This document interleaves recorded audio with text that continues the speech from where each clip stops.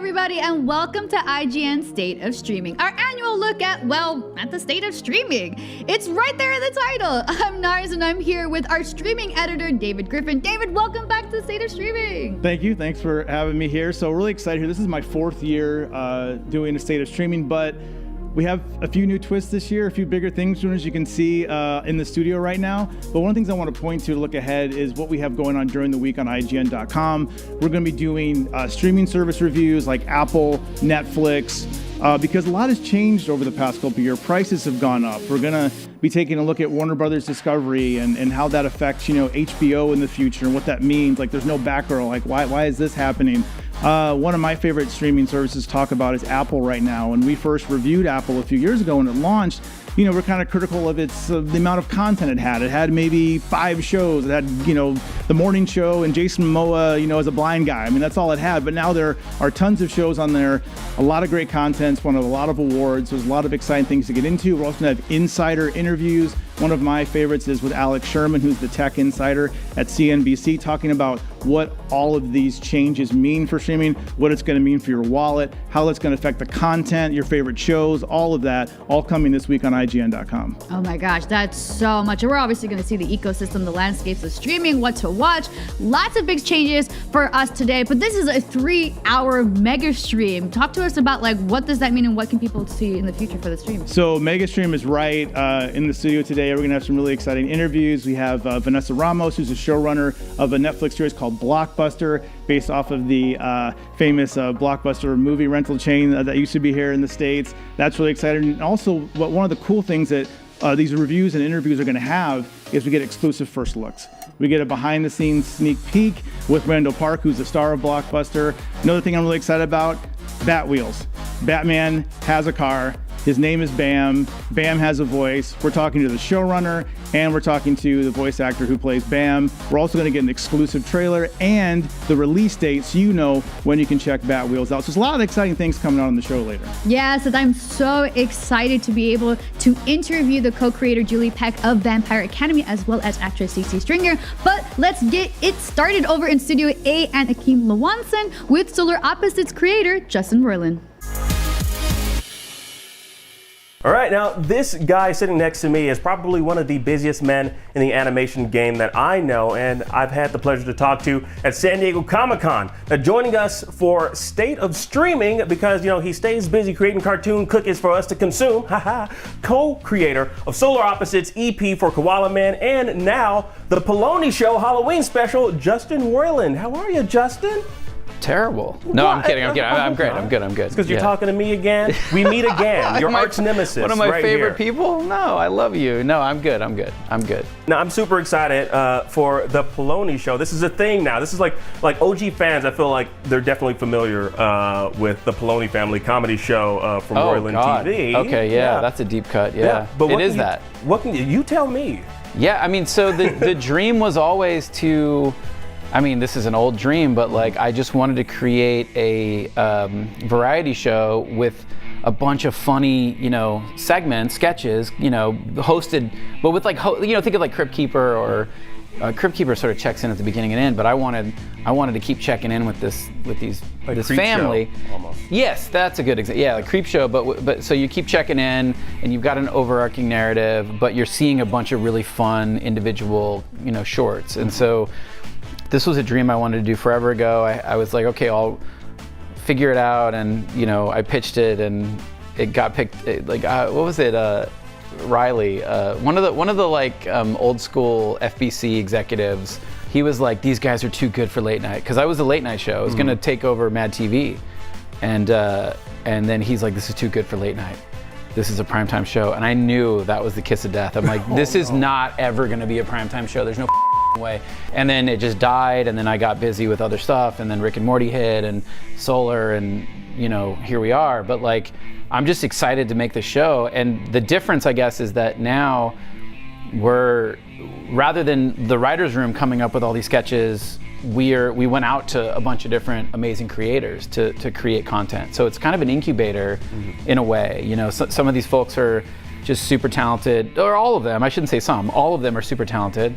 But it's like we focused on the Poloni story, and then throwing to, now check out our next Halloween short, and then you get to watch something that's made by somebody that's special, and their, creative juices are flowing, and they're like, and then we just kind of like had a lot of focus tests where we were like, okay, where do we put this stuff, and what's the best order, what's the best flow of shorts to kind of make the whole thing sing, But it's ultimately it's been a dream come true, because working with Hulu is just incredible. Everyone there is amazing. They believe in it. There's not a lot of like, executive notes. It's pretty much like, yeah, no, we see this, like, and then we're really lucky and fortunate to get to work with all these people we love, all these creators that we're like fans of that are making cool that we can plug in to this special. And I love that you got one of my favorite YouTubers, Psychic Pebbles, Zach Cattle. He's like one of the most iconic voices I've ever heard. Like, I love the way he talks. Yeah. I don't know if that was a good impression of him. You know him better than I do. Maybe a little weirder, like a little more bubble throaty. A little more. So he's great. What I love about what you do, like I feel like, and other creators kind of like Zach as well, Michael Cusack is another one. I love that you all have like these ideas that you've worked on for so long, or like previous ideas. And I'm kind of curious, what is it about like certain characters that you've created in the past that makes you go like, you know what, I want to bring that, now that I have enough, I guess, notoriety, I want to bring that character back, structure a show around said character. Like, what is it? I think it's those old dreams, kind of. It's like with Little Longlegs is a character that's from my very first ever Fox, pilot script, Jack Black executive producing, like helped me sell a show. And this is in like 2007, I think, or maybe, I think it was 2007, so forever ago. Mm-hmm. And I had a character named Little Longlegs, which was this weird little malformed, little guy with long legs. And he was never in Polonies, never. But I was like, oh man, I gotta have that character. And now I'm rebuilding the show, right? I can't have it be the same as what's the one you referenced, because it's literally Rick and Morty. You know what I mean? I'm like, you know what I mean? It's like, I can't, it's too close to that. I don't even wanna deal with it. So it's more that, but then we added Pam Adlon as Charuse Poloni, the sister, and she's just completely at odds with the brothers in terms of how the show should work and all that. But then Little Longlegs is their cousin, and Little Longlegs is an old idea that I've not let go of. I'm like, this has to happen at some point in something, and I just didn't know what it was. Solar Opposites is renewed for a 4th season, which I'm super duper excited for. Y'all are dumping Corvo and Terry into the working force to an office, but before we get that's coming out like in 2023. But before that, we're getting a Halloween special, another one. Yeah, it's gonna sit next to this Polonies thing. Yeah, what can you tell us about it? It's great. It's just a fun episode of the show. It's really, really Crypt Keeper centric, let's just say. Very focused on the Crypt Keeper, even though that's not a Disney / Hulu property. We really focused in on the Crypt Keeper. I don't know how the legally we're getting away with it. You have a Crypt Keeper type character? Let's just say the Crypt Keeper is a big part of the special. I don't know if I'm giving away too much, but it's very Crypt Keeper centric. If you're a fan of the Crypt Keeper, I don't know if we say Crypt Keeper. I think we do straight up just say Crypt Keeper. Look, I don't know how we got away with it. I'm just gonna tell you, I don't know, but watch it, do the math. Maybe these big giant conglomerate streaming companies, maybe there's a little more forgiveness than we all thought there was, Now, Justin, when you're like kind of developing gags or like ongoing plots for your shows, like in Solar Opposites, you have The Wall. Like, what's the creative process like for something like that? Like, do you like typically like start with the premise first and then kind of like build upon that? The writing process for a season, there's a lot of blue sky in the beginning of the season about like, okay, what do we want to do? Yeah. Like for the larger arc, The Wall specifically. The Wall is more of like, okay, let's kind of map this out and pitch and play and see what is the bigger picture.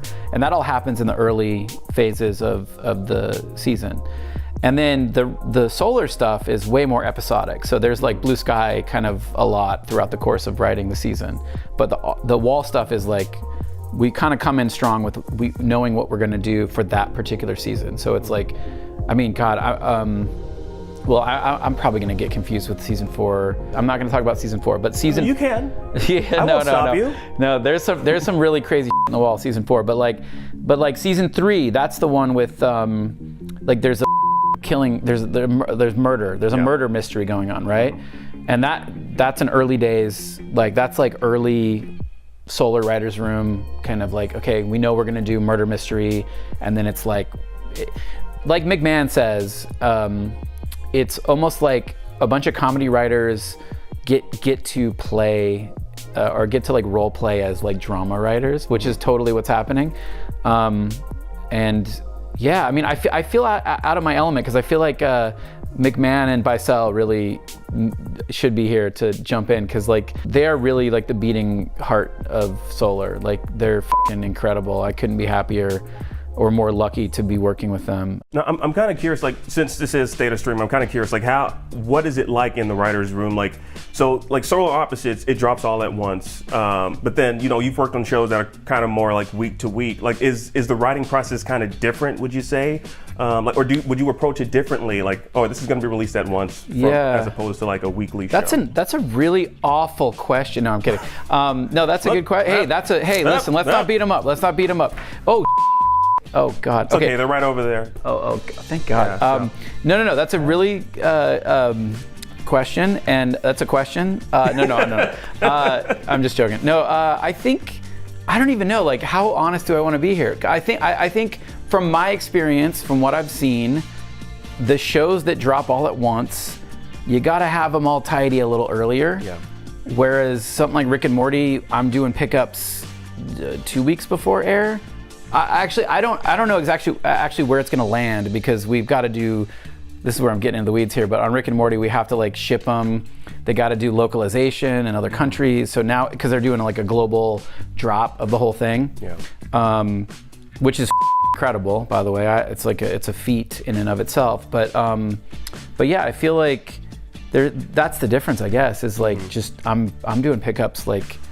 I'm still doing Rick and Morty pickups as we go. Like, and then Solar's like, we're done with it. It's done earlier, I guess. Yeah. It's kind of, you know, okay. Rick and Morty's still getting like polish and rewrites and all the way up to the absolute.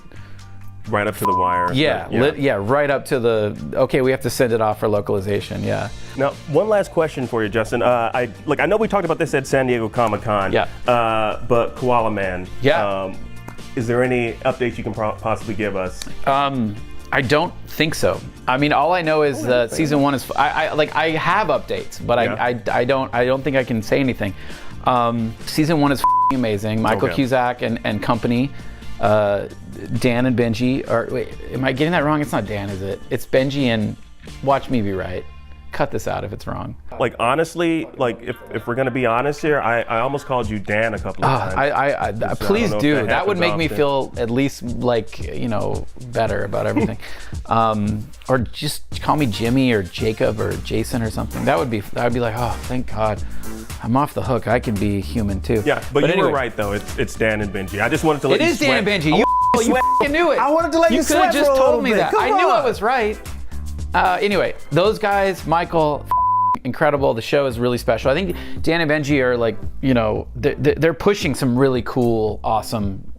That show is really gonna blossom into something. Like, I can't say anything, but like, the show's great. I love it. I'm a huge fan of Michael and his voice, and it is an Australian-centric like animated comedy, but it has the bones of like Western, you know, animated, like some of the better like stuff that we do, you know, in the West. Yeah, although I do think we need to, as Western animators, push a little bit of that, you know, quality Japanese anime, serialized, maybe not as jokey. You know, can we get a show like that? I don't know. Are the executives ready for it? That's up to you, Justin. I mean, like, I'm trying. You're doing a good job. But you're too busy, man. You got your hands in everywhere. I'm trying. But like, honestly, as like an animation fan, like I'm super excited, and like, quite honestly, I'm very excited to talk to you again. I'm so glad I was able to. This was freaking phenomenal. Oh yeah, absolutely. Do we not want to talk about High on Life, my video game? Nothing at all. I mean, it's pretty hot. You know, IGN is pretty into it, apparently. Look, I mean, you already know. We're gonna be all over that game. Like, I'm super grateful. You know, we're a small indie studio, and we're just making our dream project, and everyone at the studio is buzzing right now. It's crazy. We just appreciate you guys. Like, I know Craig Harris, the angel above us, he's beaming his Craig Harris energy down onto us, and that's what's happening, I think. Well, I'm going to take you to where we actually keep him. We house him in the basement here. He's chained up. He's chained up. Thank you so much. Now, a sinister Halloween scary opposite solar special is coming soon. Koala Man is coming soon. The Poloni Show Halloween special is also coming soon, all to Hulu, and more of IGN's State of Streaming coming soon. I think right now. So stick around. IGN State of Streaming 2022 is presented by 5-Hour Energy Shots for every late night streaming session, and presented by T-Mobile. The only thing better than listening to IGN podcasts is watching them. Luckily, all your favorite weekly shows are here on IGN One. Whether you're chasing the latest Xbox releases with Unlocked, looking for your PlayStation fix with Beyond, tracking everything coming to Switch with Nintendo Voice Chat, or catching up on this week's gaming news with GameScoop, we've got you covered. Check it out. Tune in every weekday at 5 p.m. for the best gaming coverage right here on IGN One. Tune into IGN One for the latest news on your favorite releases, gameplay exclusives, and all the entertainment you can handle. And maybe even some you can't. Cinefix on IGN One, your friendly Friday night home for film fanaticism. You're watching The Weekly Fix, ready to fill you in on anything you may have missed in the world of gaming and entertainment.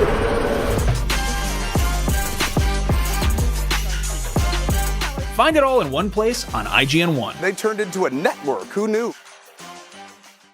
Everybody loves watching a speedrun of their favorite game, but what if you got a chance to peek into the mind of the developers behind those games as they watch their hard work get completely destroyed right in front of them? What is happening right now? That's exactly what happens on every episode of Devs React to Speedruns. We invite you to ride along with the developers as they watch, react, and enjoy some of the craziest gameplay by the most skilled speedrunners on the planet.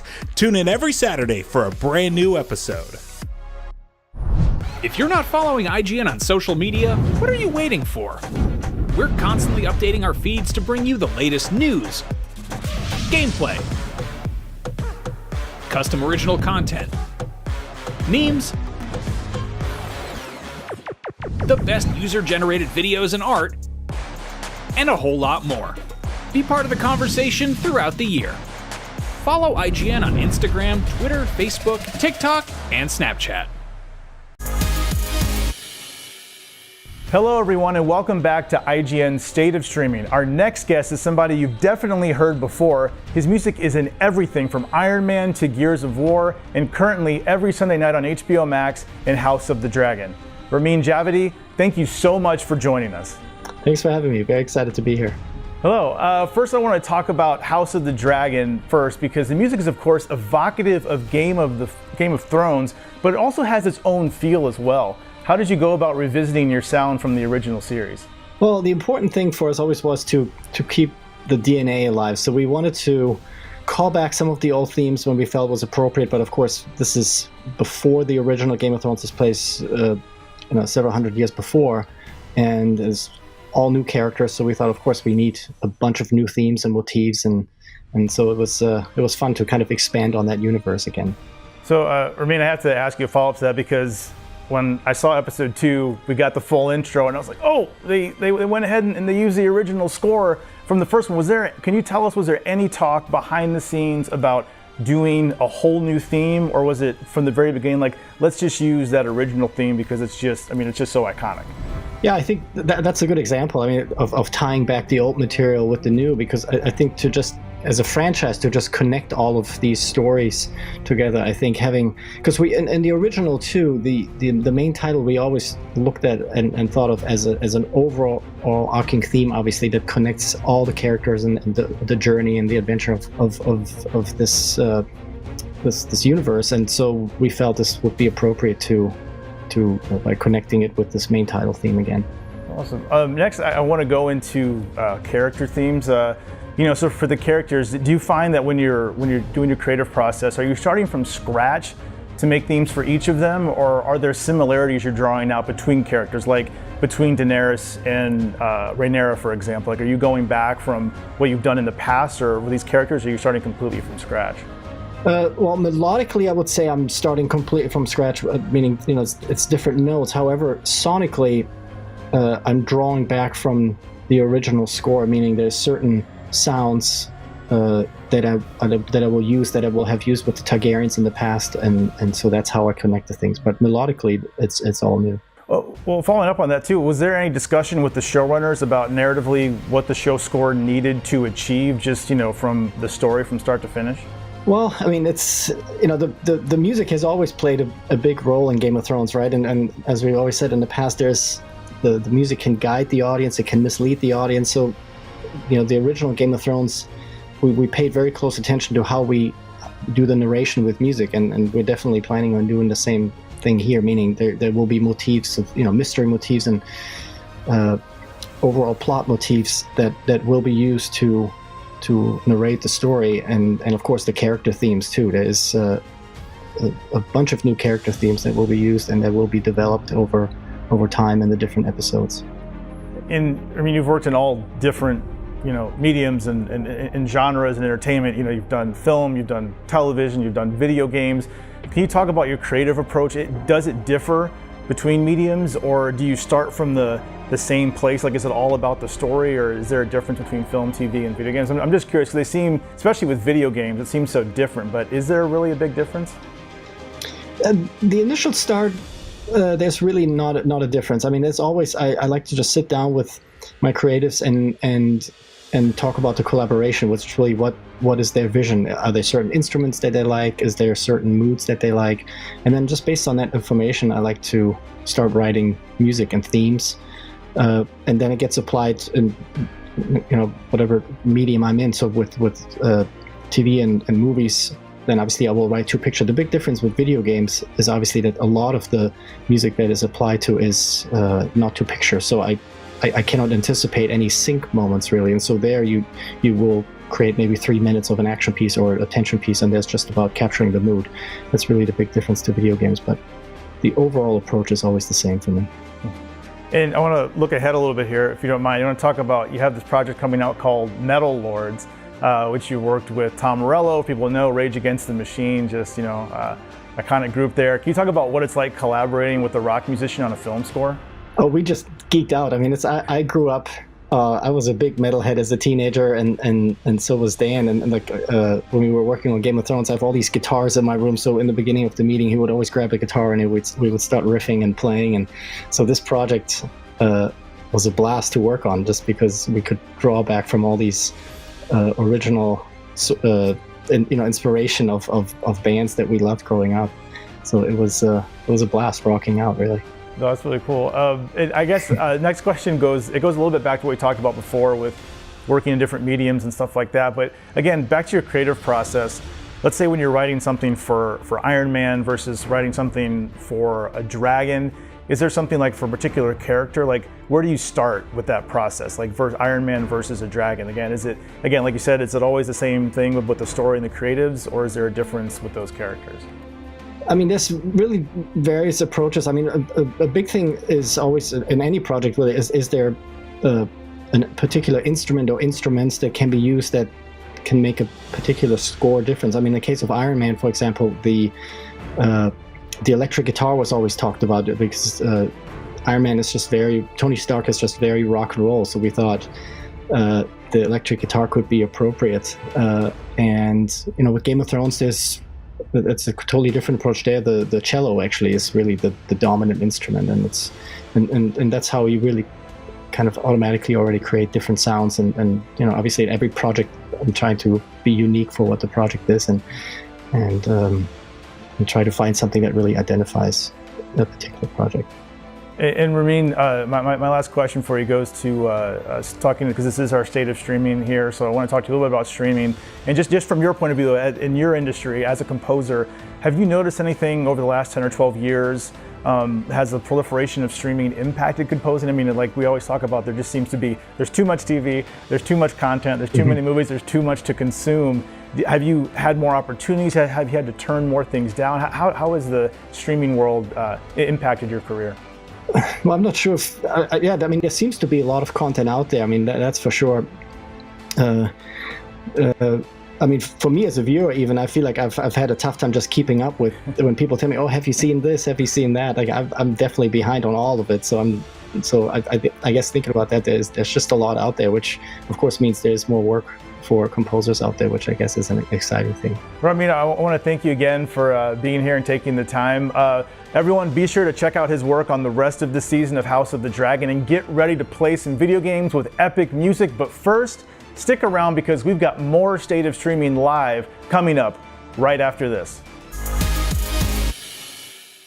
Hey guys, now before we go anywhere else, I've got something really special to share with you. Our friends over at Crunchyroll are ready to announce the English dub cast of their upcoming hit anime. That's right, I'm calling it a hit right now, Chainsaw Man.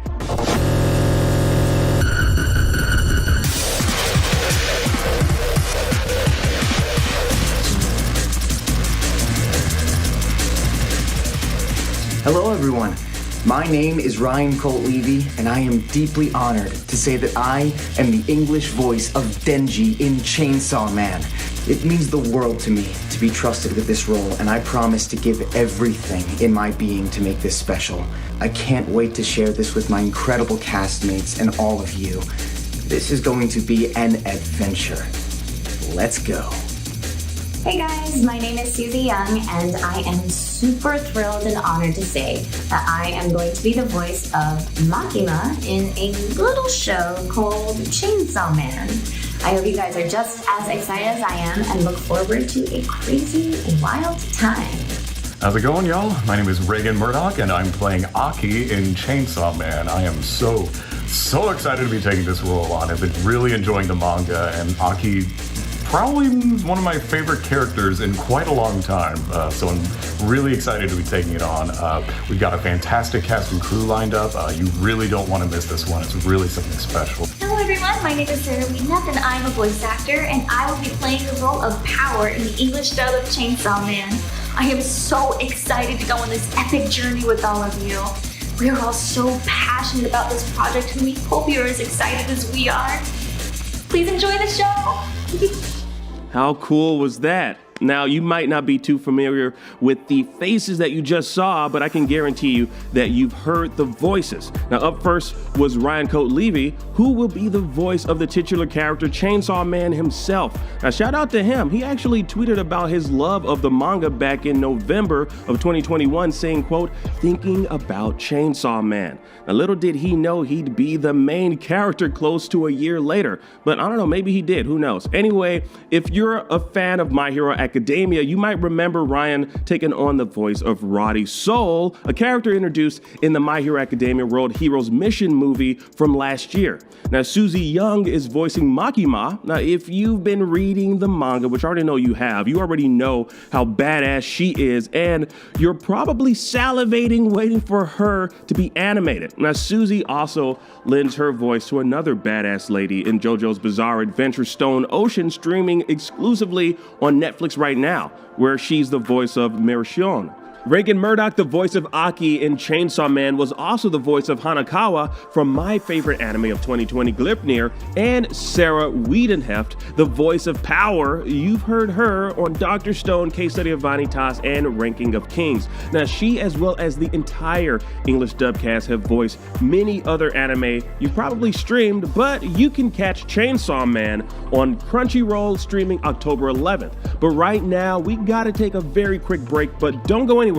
We've got more State of Streaming, more exclusive stuff coming right up. IGN State of Streaming 2022 is presented by T-Mobile and presented by 5-Hour Energy Shots for every late-night streaming session.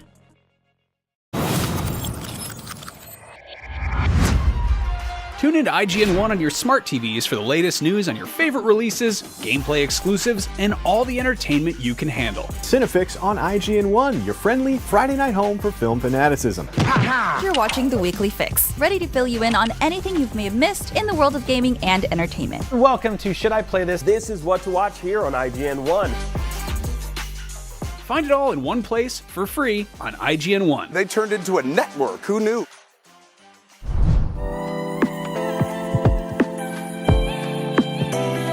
IGN Playlist is all of your games in one place. You can build your library and discover new games. Create and follow playlists from friends. Access guides for what you're playing. And rate and rank the games you love to share with the world. Available free with your IGN account. It's for players, no matter where you play. You're a busy gamer with plenty to play. Not a lot of downtime, but you still want to keep up with the latest gaming news? Fret not. No matter where you like to play, PC, PlayStation, Nintendo, Xbox, I've got the headlines you need to know about. When Half-Life 3 is announced, it'll be on the Daily Fix. When the Switch Pro is announced, you'll be the first to know. And when that big game you just can't wait for is delayed, yeah, I'll have that news too. The Daily Fix, with me, Nars. Weekdays, only on IGN. If you're not following IGN on social media, what are you waiting for? We're constantly updating our feeds to bring you the latest news, gameplay, custom original content, memes, the best user-generated videos and art, and a whole lot more. Be part of the conversation throughout the year. Follow IGN on Instagram, Twitter, Facebook, TikTok, and Snapchat. We are back, and there are more of us now. I am joined by IGN's Entertainment Reviews editor, Alex Stedman, and streaming editor, Amelia Emberwing. Thank you guys for joining. Of course. Thanks for having us. Yeah, so before the break, David, you got a chance to talk about the composer for Game of Thrones, and he's done, obviously, so many other things across movies, TVs, video games, and obviously, right now, he's doing House of Dragon. Yeah. Pretty awesome, because he used the same music for the opening credits for this show. No, it's pretty fascinating to listen to the music and pick up similarities and differences and things that are just out at the same time. Because the other interesting thing about House of the Dragon is that it's up against Lord of the Rings, the Rings of Power. So I really just want to get into discussion here, a little bit of a versus. You know, we can all love the shows, both shows, but I want to get a little versus here talking about Rings of Power and House of the Dragon. So firstly, they're both fantasy prequels, which is interesting.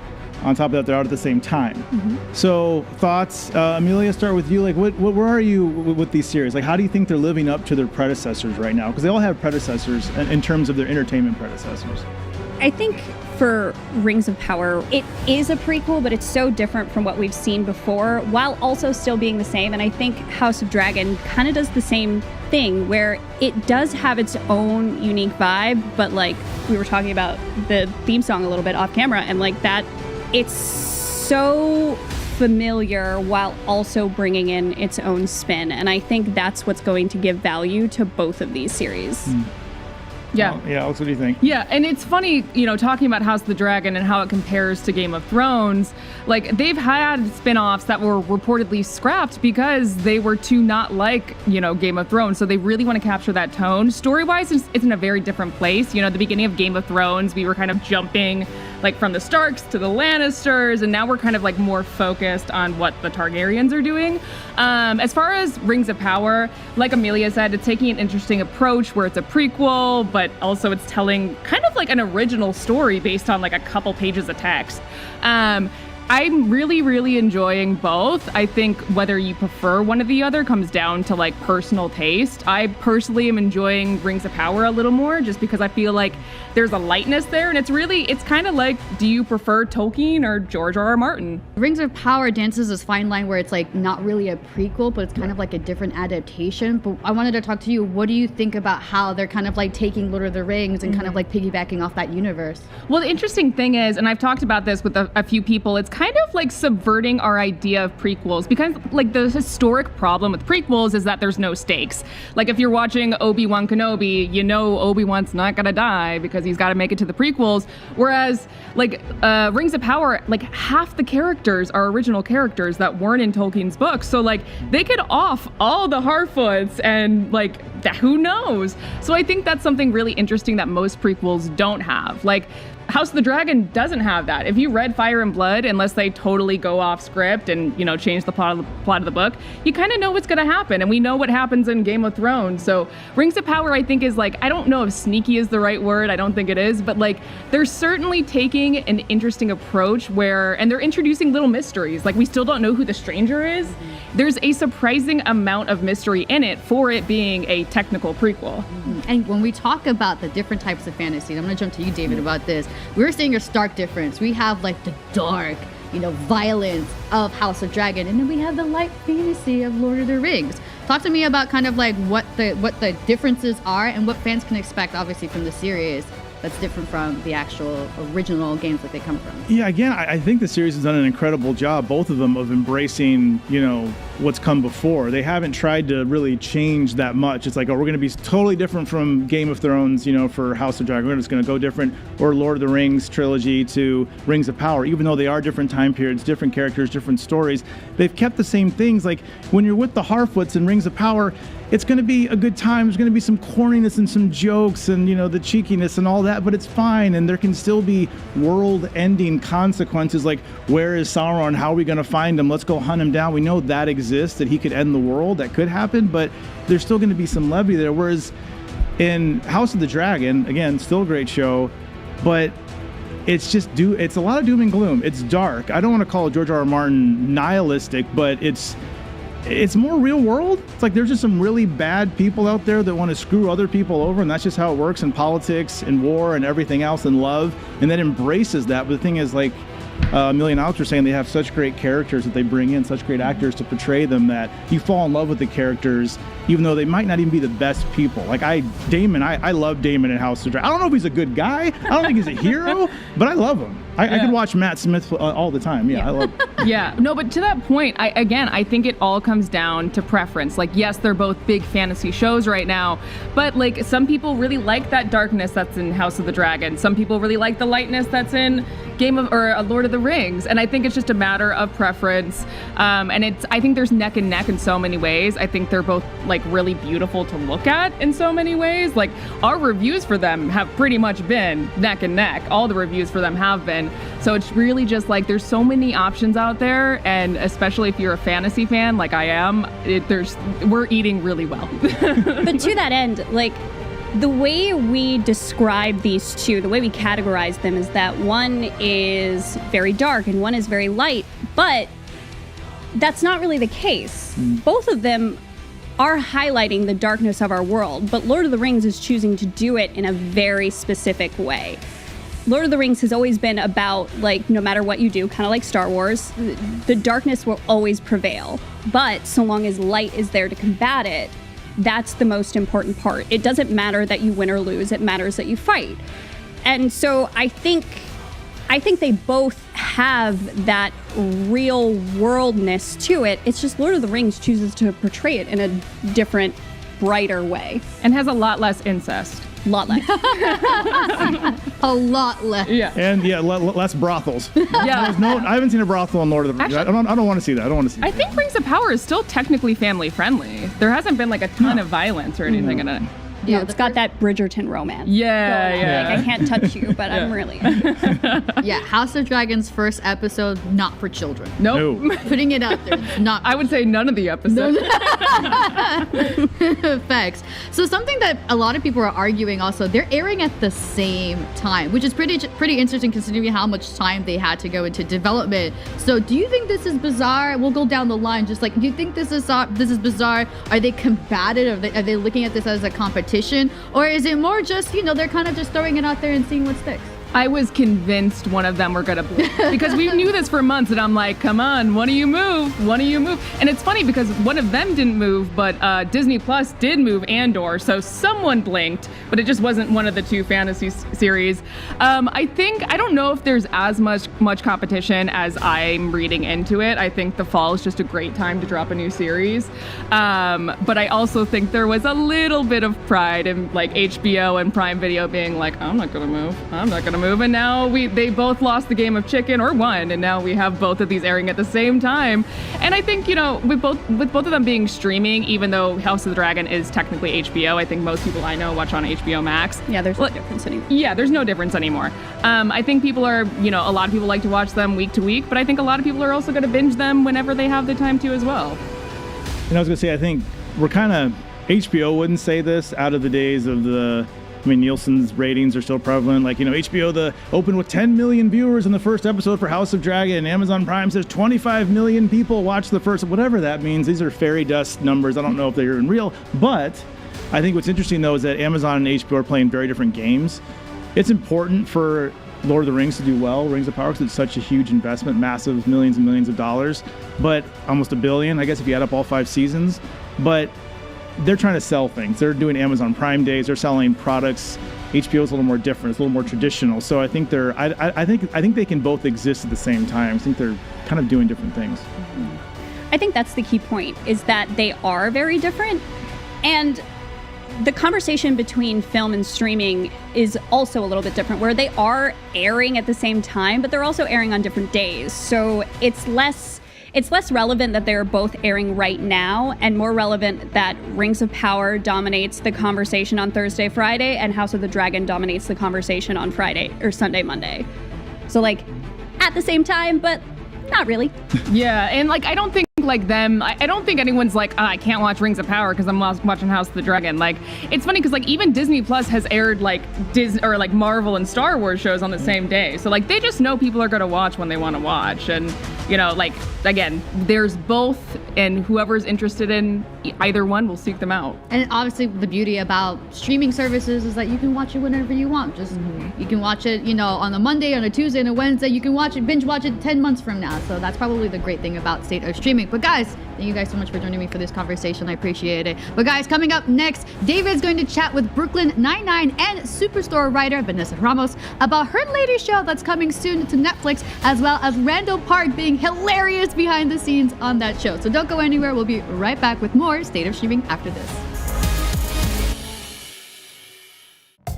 IGN State of Streaming 2022 is presented by 5-Hour Energy Shots for every late-night streaming session, and presented by T-Mobile. The only thing better than listening to IGN podcasts is watching them. Luckily, all your favorite weekly shows are here on IGN 1.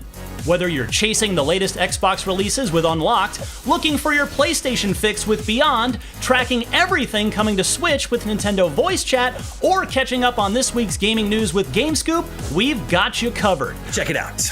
Tune in every weekday at 5 p.m. for the best gaming coverage right here on IGN 1. Everybody loves watching a speedrun of their favorite game, but what if you got a chance to peek into the mind of the developers behind those games as they watch their hard work get completely destroyed right in front of them? What is happening right now? That's exactly what happens on every episode of Devs React to Speedruns. We invite you to ride along with the developers as they watch, react, and enjoy some of the craziest gameplay by the most skilled speedrunners on the planet. Tune in every Saturday for a brand new episode.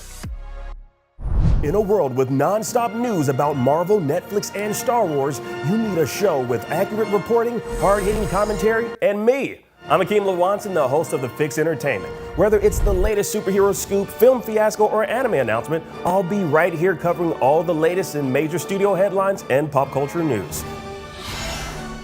Make sure to catch The Fix Entertainment wherever you watch IGN.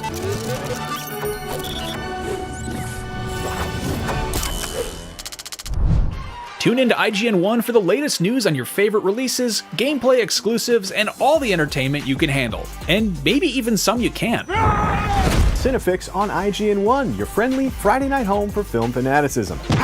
You're watching The Weekly Fix, ready to fill you in on anything you may have missed in the world of gaming and entertainment.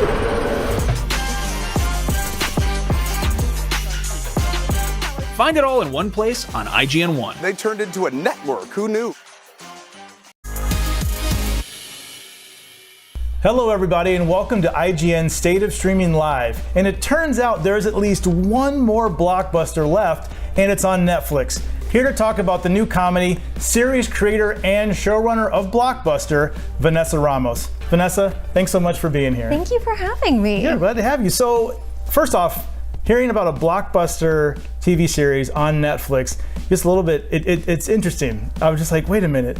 Because when Netflix first came out and streaming was on the rise, like, okay, we have the demise of the blockbusters, the home video stores. Can you talk about how this story came to be? It's just really interesting. Yes. Yeah, I know there's like a lot of people on Twitter that it's like, oh, wearing the blood of your enemies. Like, okay, like it's like, okay, yes, we acknowledge and fully understand that, and but also, you know, someone had to sell us the rights. But the show came about. I would love to have one of those like TV moments where it's like someone was yelling the word block and someone was Buster, and I had like an epiphany of like, wait a minute, a show. But it was honestly. One of our producers, John Fox, he's an EP on the show, he was like, I have the rights to Blockbuster, do you have any interest in developing a show around it? And I was like, well, yes. Like, you know, being able to write about this place that, like, I remember going as a kid, and it was very much like this ritual that I looked forward to, because we would go, it was my brother, my mom, and my mom and my dad, who, like, worked a lot, so this was, like, a thing he carved out time for. And then me and my brother, and it would always, we get 3 movies. There's one we had to pick to share, me and my brother. And that was like a hard thing to agree on, one for the whole family to watch together, and then like a legal thriller for my dad, which was like The Pelican Brief or The Firm, or any sort of like, it was like about paperwork until it's not. It was like very much his vibe. So yeah, I was like, oh, I will absolutely dive back into that world. And yeah, from there, it just became figuring out characters. And then I think, if I'm being honest, it was fully pandemic, and I lived by myself, and I was missing my family. And that's kind of how some of the characters started. It was like, I missed my mom. And so like we have a character, Connie, my mom's name's Connie, that kind of came about. And then there's one that was like loosely based on my sister-in-law. And then I just kind of was like building this world of, I think, people I wanted to hang out with when I couldn't hang out with anyone. So when this was, again, going back to what you were saying earlier, when you were pitched the idea, was the Blockbuster then trademark, you already had the rights to that? Or was there ever like, I was just thinking in my head, like, was there ever a fake movie store that just in case we don't get the rights to Blockbuster, we could tell the same story in a different setting? No, we had, he had secured the rights. And so it was always, because I don't know that I would have like been as excited if it was like, okay, so there's a chance this is gonna be like, you know, generic like Roy's Video Emporium. Like, okay. But yeah, for me it was immediately just like, you know, the blue and the yellow and kind of like being back in that world that was like made me excited to sit down and start figuring it out. So I'm just curious, because your history of writing, you've worked on Brooklyn Nine-Nine, Superstore. What is it about workplace comedies? Like what draws you to them? What is it? Because this is another workplace comedy here. Yeah. I love, I guess, the ensemble of it. Like, it's a little bit of like, you know, together for better or worse. And then sometimes it's like, especially I think with Superstore and those kind of like retail jobs, I've had some of those where it can feel, it's like, okay, so the customers hate us. Like you almost like in those times of battle, like bond together. And then it does, you see each other so much, it does have that family dynamic of, you know, can't live with each other, can't live without each other. I was just curious, because this is going to be on Netflix, and I know you come from a network background with a couple of your shows. From a creative standpoint, does it change your process in writing for a Netflix, where everything's going to drop all at once, or something on NBC or something where it's going to be week to week, or is it pretty much the same creative process? I was always thinking, like, do you have to hurry and get everything done faster that way, or no? You have kind of the same amount of time, like the writer's room is kind of the similar length, but I do definitely approach it differently. Like you have, with this, I would think, you know, with like the episodes in like a NBC show, you a little bit go, it's like, okay, what are the week to week, what's kind of the cover story of this? Like it's employee appreciation, it's this. With a Netflix show, knowing all 10 are dropping, you a little bit think of like, okay, you sit down and go, here's where we're starting, here's where we're going, here's what I'd like to get to in the finale. What do I need to establish at the midpoint emotionally for these characters, or even just like, you know, on their journey if they're pursuing something by episode 5, and then you start kind of like filling in those blanks. Does it change at all the way, because you think that people might binge this, like kind of like the hook points at the end that you might end, like you have a whole week to think about it as opposed to maybe I'll watch 3 or 4 episodes? Does that change your way of thinking, or? Oh, 100%. Like everything feels like you need to end on some sort of cliffhanger, which can mean either, you know, like a big stakesy, like what's gonna happen here, or even just an emotional thing of like, you see this character, you know, is processing something in a big way and how they're gonna like come back from it the following episode. Does streaming give you a little bit more freedom in the sense of length of time? Because I think like a sitcom, you think of like, okay, it's going to be 20 something minutes, adding commercials, all this kind of stuff. Does it give you a little more freedom to play with the time a little bit, or do you like each time you write in a script, you have a set time in mind for how many pages and words and all that? It absolutely gives you more freedom. I think like the misconception is like you have 30 minutes, you can go to the 30-minute mark, but that's still like it feels too long. Like as much as we want to be like we can put more jokes in.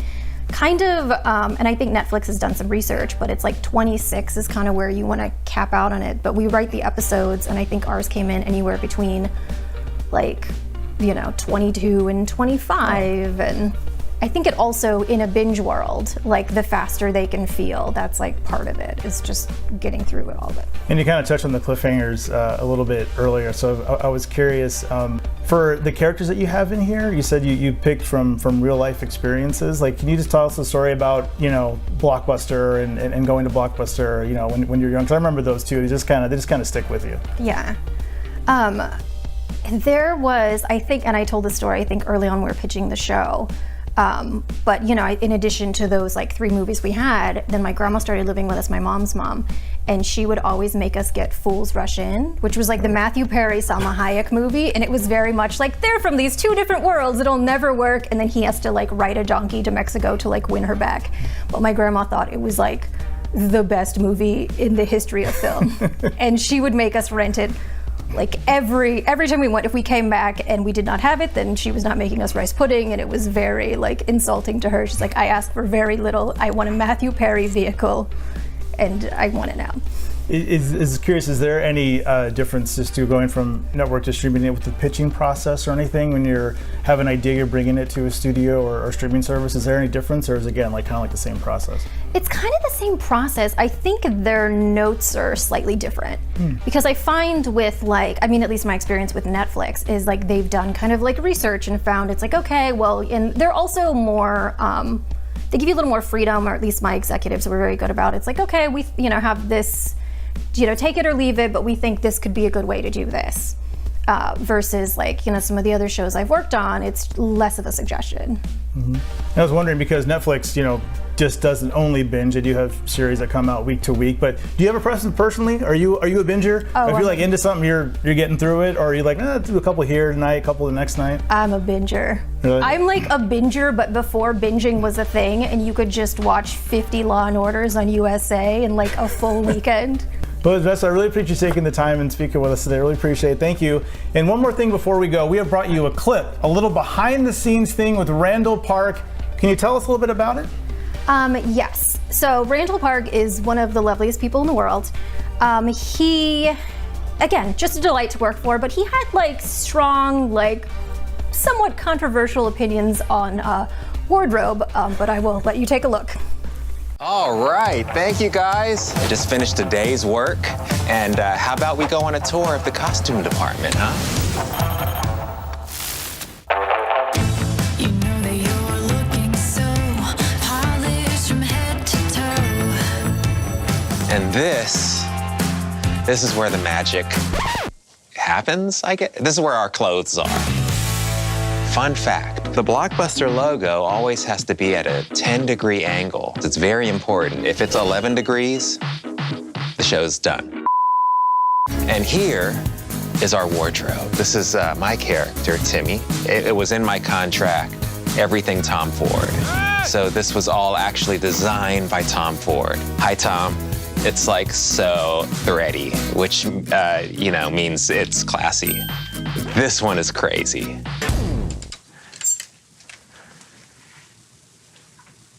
Tom Ford, Tom Ford, Tom Ford, Tom Ford, Dior. Now, if you look over here, this is our rack of uniforms. Yeah, they're all so different. This one's more festive, This one's a little more formal.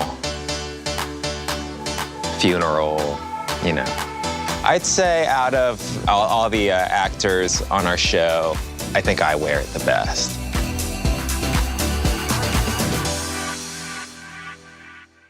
Blockbuster drops all 10 episodes on Netflix on November 3rd, so keep an eye out for that. Vanessa, thanks so much for being here. We'll be back with more State of Streaming after the break right here on IGN.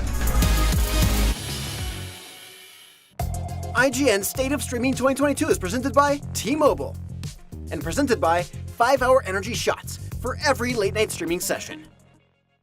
I'm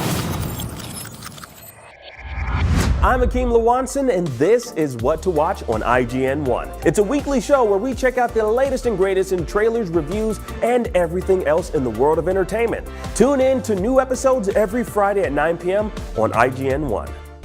IGN is your go-to for the latest and best in games, movies, and television. And with over 50 million IGN subscribers, you're in good company. Oh, we're shooting turkeys. Thanks to your help, we've raised over $100,000 for charity. Brought you and creators the world over together for events like Gamescom and DC Fandom. Brenton White's here. I play Dick Grayson. And made your voices heard. You voted almost 30 million times in our best video game of all time and Super Movie Madness tournaments, and posted over 40 million times on IGN's message boards. The chat must flow. Catch our unending stream of up-to-date news and so much more over at IGN.com or subscribe to IGN on YouTube. And check out IGN Games and IGN Movies and TV for deep dives into your preferred pop culture. Plus, IGN guides to get help on veritably any game from our team of experts. No matter where you are, IGN.com, YouTube, Twitter, Facebook, or Instagram, IGN has you covered.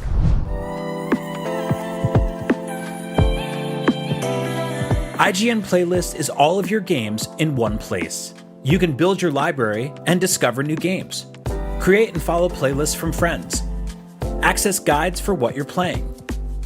And rate and rank the games you love to share with the world. Available free with your IGN account. It's for players, no matter where you play. What's up, everybody? I'm Stella Chung, and you're about to get your weekly fix. This is the show where we round up all the biggest gaming and entertainment headlines you won't want to miss. Tune into new episodes every Saturday at 12:30 p.m. Eastern and Pacific on IGN 1. State of Streaming continues. So welcome back. Now, we just heard from Vanessa Ramos about Blockbuster, which is very interestingly and ironically on Netflix, which will be adding to a number of good shows Netflix has debuted this year. So I wanted to talk about some of the highlights we've seen on each of the major streaming platforms, because there's a lot. And we're gonna kind of go through which platform has the best shows, if not the best, which some people should probably look out for. So we'll start with you, Alex. We're gonna start with Netflix. What are some really good shows that if someone has Netflix, they should tune into? Yeah, so Netflix this year has kind of been going for like these big tentpole blockbuster shows. And of course, if you know me, you know I'm a big Stranger Things girl. I've always been a big fan of it, but this year it's just so expensive. Every episode is nearly the length of a movie, and it looks like it. I really enjoyed season 4, and you can tell they're really setting up this big end game for season 5, because they did announce that the 5th season would be their last. So you can tell how much Netflix is investing in the show. You can tell how much the Duffer Brothers are doing to kind of give us the answers that we've been looking for and wrap it up. But I also really loved The Sandman. That was also a big investment for Netflix. Not as big as Stranger Things, but still big. I think they're kind of starting this relationship with Neil Gaiman that I hope continues, because the way that they did Sandman was incredible. But I find their approach really interesting. They're still churning out a lot, but I feel like they're focusing on the big guys a lot. I can't get over how ethereal Tom Sturridge is as Dream. Dream is an impossible character to cast. Impossible. They met with thousands of human beings to cast that role, and throughout all of it, you're just like, there's no way that they're going to be able to bring the Endless to life. Like, across the board, all of them are so difficult to just like bring in. But also, it is expensive. It came in around $15 million per episode, which is the rumor, but it also looks like a much more expensive show than it is. Like, it is just jaw on the floor stunning at all times. It's gorgeous to look at. I can't say enough good things. Renew Sandman. Do it. Yeah, that's right. It hasn't been renewed yet. No, because it is so expensive, but like it's been like in the top 3 ever since it's been released. Yeah, this is its first week at 5, and it's still at 5 at like 19 million views. That's amazing. Yeah, it's still renew it, still Netflix. going. Renew it. All right, so we're moving on to Disney Plus. We'll start with you, Amelia, this time. What is something someone should absolutely be watching on Disney Plus? She-Hulk. She-Hulk. She-Hulk has been delightful at every turn. It's also, I can't believe it took this long for us to get to a sitcom superhero show. Like we had a couple that tried to get off the ground and they petered out before it ever happened. But She-Hulk is the perfect moment to dive into it because Jennifer Walters is such a silly character, which a lot of people have been really frustrated with, but plot twist, that's canon. It's been such a fun, refreshing, but also like as a woman, really just like cringe thing to watch because they're bringing to life like all of our worst dates, all of our worst work life moments, while also tying into the MCU as a whole. Like we thought that maybe it wasn't going to tie in the ways that it has, even though we know that we're getting Daredevil and these other characters because it's a sitcom and because it's at that 30-minute format. But it's had way more ties than like Moon Knight did. I love the whole Megan Thee Stallion bit that's in there as well. No one's ever seen that. David, what's your take? So I'm going to go with a movie that was in the theaters, but now it is on Disney Plus streaming, and that is Lightyear. Now I know Lightyear, I'm not saying it is the best film in the Toy Story universe, but when I was watching it at home, because I didn't get to see it in the theater, I got the little baby at home, so I'm watching it at home, and I'm realizing that this is the movie that Andy saw as a kid that made him love Buzz Lightyear so much. So I'm like kind of watching it through his eyes, and I'm like, oh, if I watched this movie when I was a kid, I would have absolutely loved Buzz Lightyear. Of course, I would want to have the toy. That'd be the biggest thing ever. I really liked the story. I thought it was fun. It felt Star Trek-y, Star Wars-y, like everything combined, every sci-fi trope you can kind of throw, they threw in that movie. I loved the characters. I thought it had some touching moments at the end. I had a little tear. It hit all the beats that I expect from a Disney Pixar collaboration to hit. I really enjoyed Lightyear, and you can stream it now, which is great. So if you miss it in the theater, it's on Disney Plus to watch. Yeah, Alex, what about you? What's a show that people should watch on Disney Plus? Yeah, so I'm also a big fan of She-Hulk, like Amelia. But the thing about the Marvel shows on Disney Plus was I was starting to get not MCU fatigue, not superhero fatigue, but I think I was starting to get like multiverse fatigue. I was kind of like tired of the fact that everything has to tie into this giant multiverse and the cosmos and everything like that, which is why I think like Loki really didn't like resonate with me as much as it did other people, and like same with What If. So going into this year, I was kind of skeptical about the MCU on Disney Plus. I really liked Moon Knight, that said, but Ms. Marvel just like kind of blew me away. It was like the breath of fresh air that I needed before the other breath of fresh air that was She-Hulk.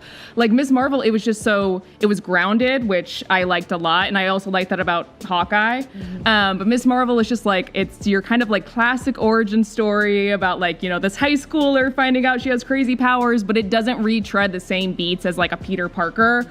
I thought it was so like colorful and exciting. I love the way it was directed. I think Aman Vellani is such a star, and it's nice to see like a newcomer come up in the MCU because we haven't really seen that in a while.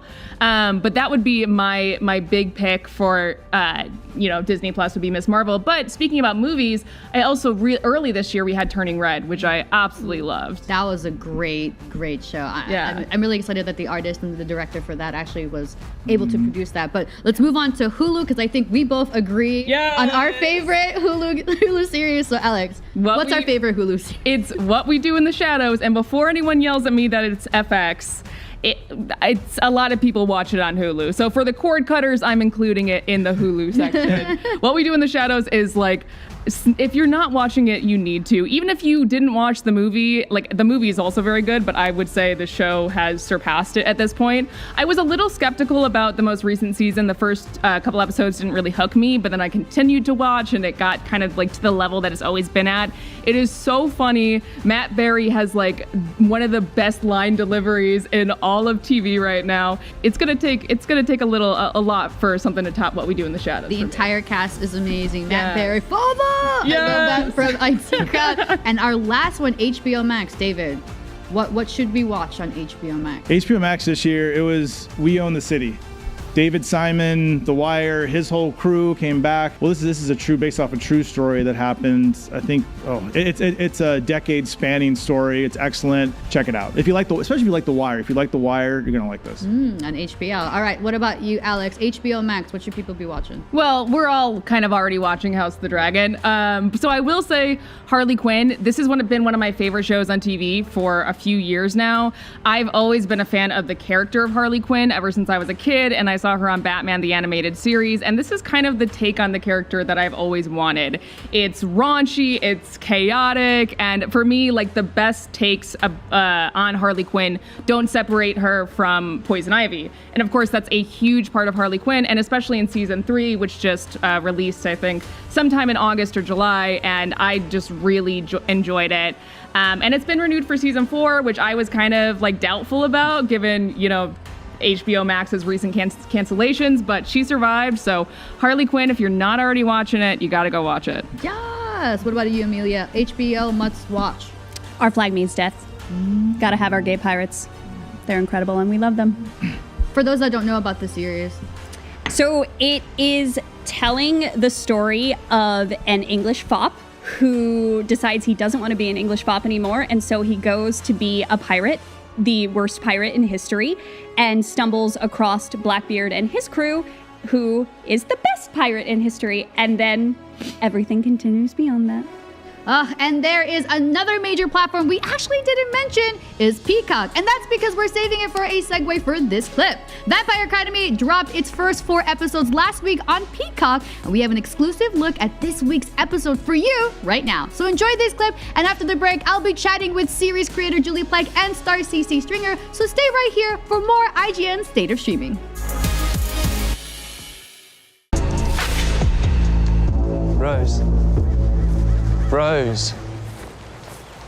Rose, I'm tired. We can't stop. But I'm so hungry.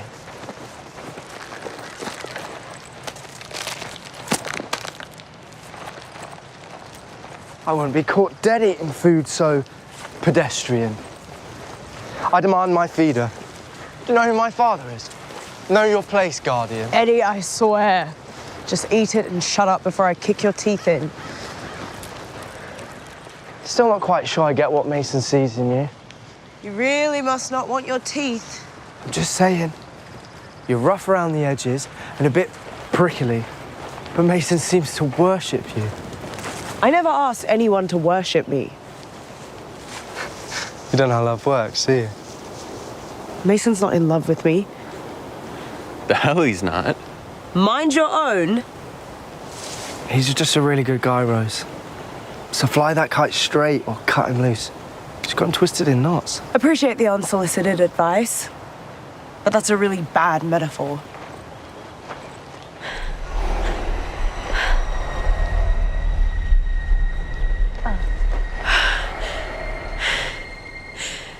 Hey, Meredith? There are wards set up around the training areas, right? Yeah. Why? Nothing. Let's keep going.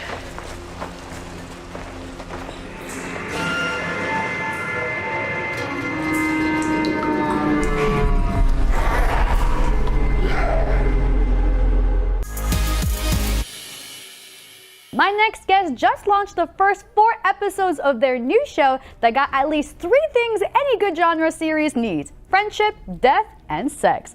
Here to talk about Vampire Academy is executive producer and co-creator Julie Plec and star CC Stringer. Hey! Hello!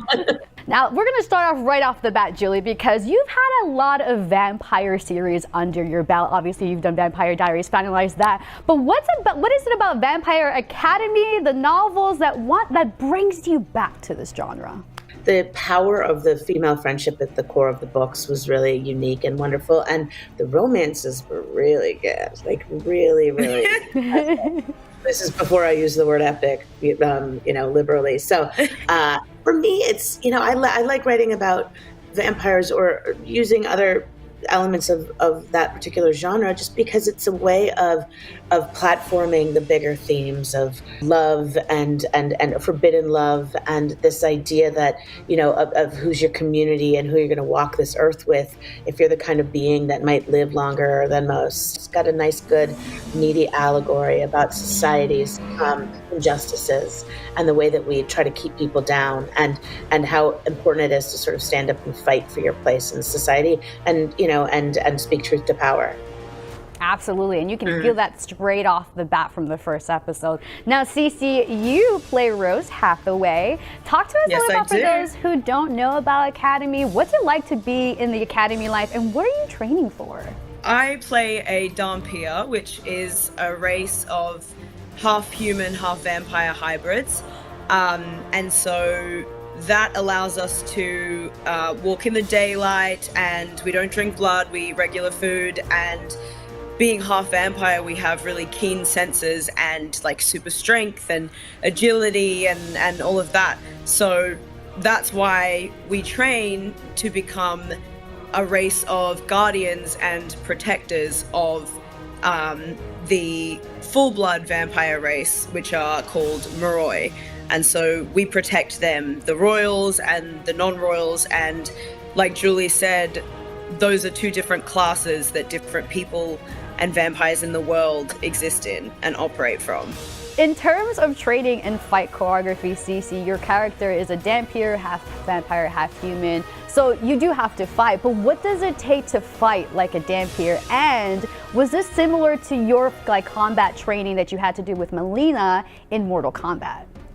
Yeah, in fact, I definitely walked into the training process for Vampire Academy with way too much confidence. Having done martial arts and sort of combat training for Mortal Kombat, I walked into that rehearsal room and I was like, all right, guys, we've got this. I've got this. Let's do it. Let me show you what I've got. And then I fell flat on my face for a long time until I was getting it right. Thank God I had the stunt team and my amazing stunt double, Cassie Jo Craig. And for the fight, the first fight we ever did with Drew and I doing a two-hander, thank God that he was there as well, and he was super supportive and wonderful to work with. So I was super nervous. My confidence was kind of knocked, but he really pulled me through it, and it ended up looking amazing because we had such a wonderful team. So like I said, the people playing Dhampirs are, we do our own sort of separate training all together, doing martial arts. We do a little bit of gymnastics and learn how to work flying on wires and crazy stuff like that. And I think you can really see the work we put in when you watch the fights in the actual show. And that was one of the things that I was especially proud of watching the show back and being like, you know what, actually, we really did nail it.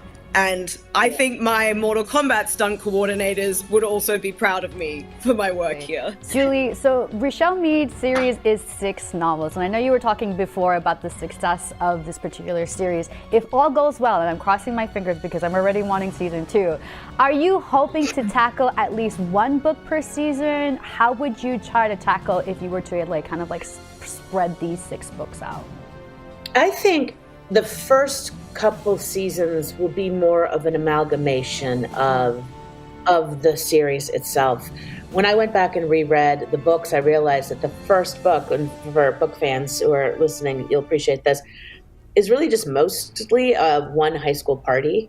And the second book is mostly one high school ski trip. And when I was reading it, I'm like, I don't know how to make a whole season out of this. So what we started doing is shaping the story the way we wanted to, which ended up resulting in a sort of race for the crown, which interestingly enough is the meat of the 6th book. But there's a big, beautiful twist at the end of book 2 that really defines what book 3 is, and that is something that I know that we are planning to do. That book 3 will sort of put us back on track in terms of telling story in a linear order. And speaking of the novels and kind of telling them in linear story and linear succession, obviously the more streaming outlets there are, the more shows that get made. And with this being a series instead of a movie, talk to me about developing this show with Peacock. And do you think that there is a more complete adaptation? Anytime you're able to approach something for a streaming series or any kind of broadcast series, you get to dive so much deeper into characters and story, and you get to lay out a really extraordinary journey that can last not just one season but multiple seasons in a way that you just can't do in the movies. And I think, if anything, perhaps why the movie adaptation of this wasn't as well received as perhaps it could have been is because there's just too much to cram in to 2 hours. I mean, we have 10 hours in our first season, and we just scratched the surface of this world and who people are. So I think our goal is to let it run for multiple years just to get through all the story of the books before we'd even have to start going in and, saying, I don't know what's happening next. And that's why I love streaming, and that's why I love that we got to do this for Peacock, and that they wanted to dance in the vampire universe with me, because I think that when people come and find this show and find Peacock together, they will find something that they can really, really get excited about and really get intensely into, because it's very, very soapy and bingeable in all the best ways. Just to go back to what you were saying before, Julie, about switching from writing for a 4-episode block to doing it from week to week. And I'm going to talk to you, Cece, about having to act for a 4-episode block. What was your approach to doing that? You're writing now for a 4-episode block, and then you have to then start making it week to week. What was your approach to writing for the series? The assumption, and I think the intention and somewhere along the middle, was that they would all be ready to drop at the same time.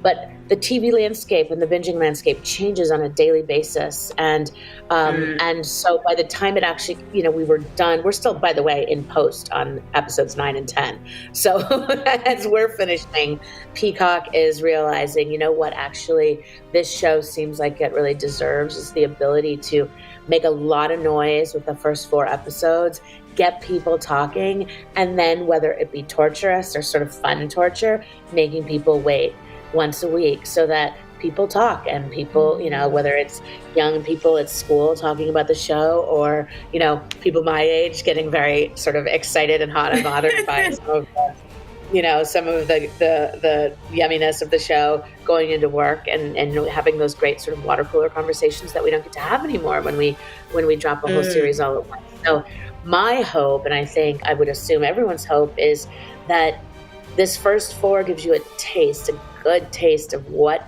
our world is. And then I'm telling you, 5 through 10, it is a non-stop roller coaster.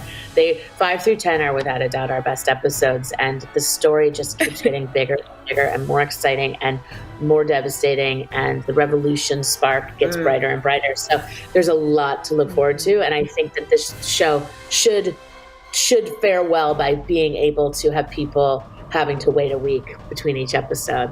I mean, I've never done television before either. So, I mean, I only have experience in movies. So it's a very different way of shooting, it's a lot quicker.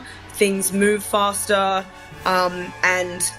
Everybody, we get enough time because of the way that Julie and Marguerite work and all of the amazing directors we had. We always had enough time to sort of rehearse and feel comfortable with the scene, but you just get double the time when you're only shooting, 1 2-hour thing as opposed to 10 1-hour things. So yeah, it just moved a lot quicker, but it can kind of throw your head as an actor when, like you said, you can be doing an emotional scene in the morning and then doing a comedy scene in the afternoon. But I think, at least for me, I know that when I needed grounding and I needed to sort of be pulled back into the part of the episode that we were filming, emotionally or physically, it really helped to have my co-stars there, because I could just go to any of them and being like, where are we in the story? Because I'm confused, or I'm not kind of there yet. And my fellow actors and our dialect coach really helped me sort of center myself in that way. So, if I didn't have their support, I think I would have felt, I think it would have been a lot more difficult. Absolutely. But you still killed it, Cece. Julie, congratulations to both of you. Thank you so much for being here. Vampire Academy is on Peacock right now. Get yourself enrolled, but don't go anywhere, because we've got more State of Streaming right after this. Enjoy. Thank you so much. IGN State of Streaming 2022 is presented by 5-Hour Energy Shots for every late night streaming session, and presented by T-Mobile. The only thing better than listening to IGN podcasts is watching them. Luckily, all your favorite weekly shows are here on IGN One. Whether you're chasing the latest Xbox releases with Unlocked, looking for your PlayStation fix with Beyond, tracking everything coming to Switch with Nintendo Voice Chat, or catching up on this week's gaming news with GameScoop, we've got you covered. Check it out. Tune in every weekday at 5 p.m. for the best gaming coverage right here on IGN One. Tune into IGN One for the latest news on your favorite releases, gameplay exclusives, and all the entertainment you can handle. And maybe even some you can't. Cinefix on IGN One, your friendly Friday night home for film fanaticism. You're watching The Weekly Fix, ready to fill you in on anything you may have missed in the world of gaming and entertainment.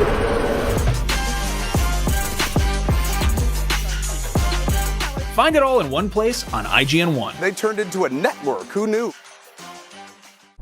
Everybody loves watching a speedrun of their favorite game, but what if you got a chance to peek into the mind of the developers behind those games as they watch their hard work get completely destroyed right in front of them? What is happening right now? That's exactly what happens on every episode of Devs React to Speedruns. We invite you to ride along with the developers as they watch, react, and enjoy some of the craziest gameplay by the most skilled speedrunners on the planet. Tune in every Saturday for a brand new episode. If you're not following IGN on social media, what are you waiting for? We're constantly updating our feeds to bring you the latest news, gameplay, custom original content, memes, the best user-generated videos and art, and a whole lot more.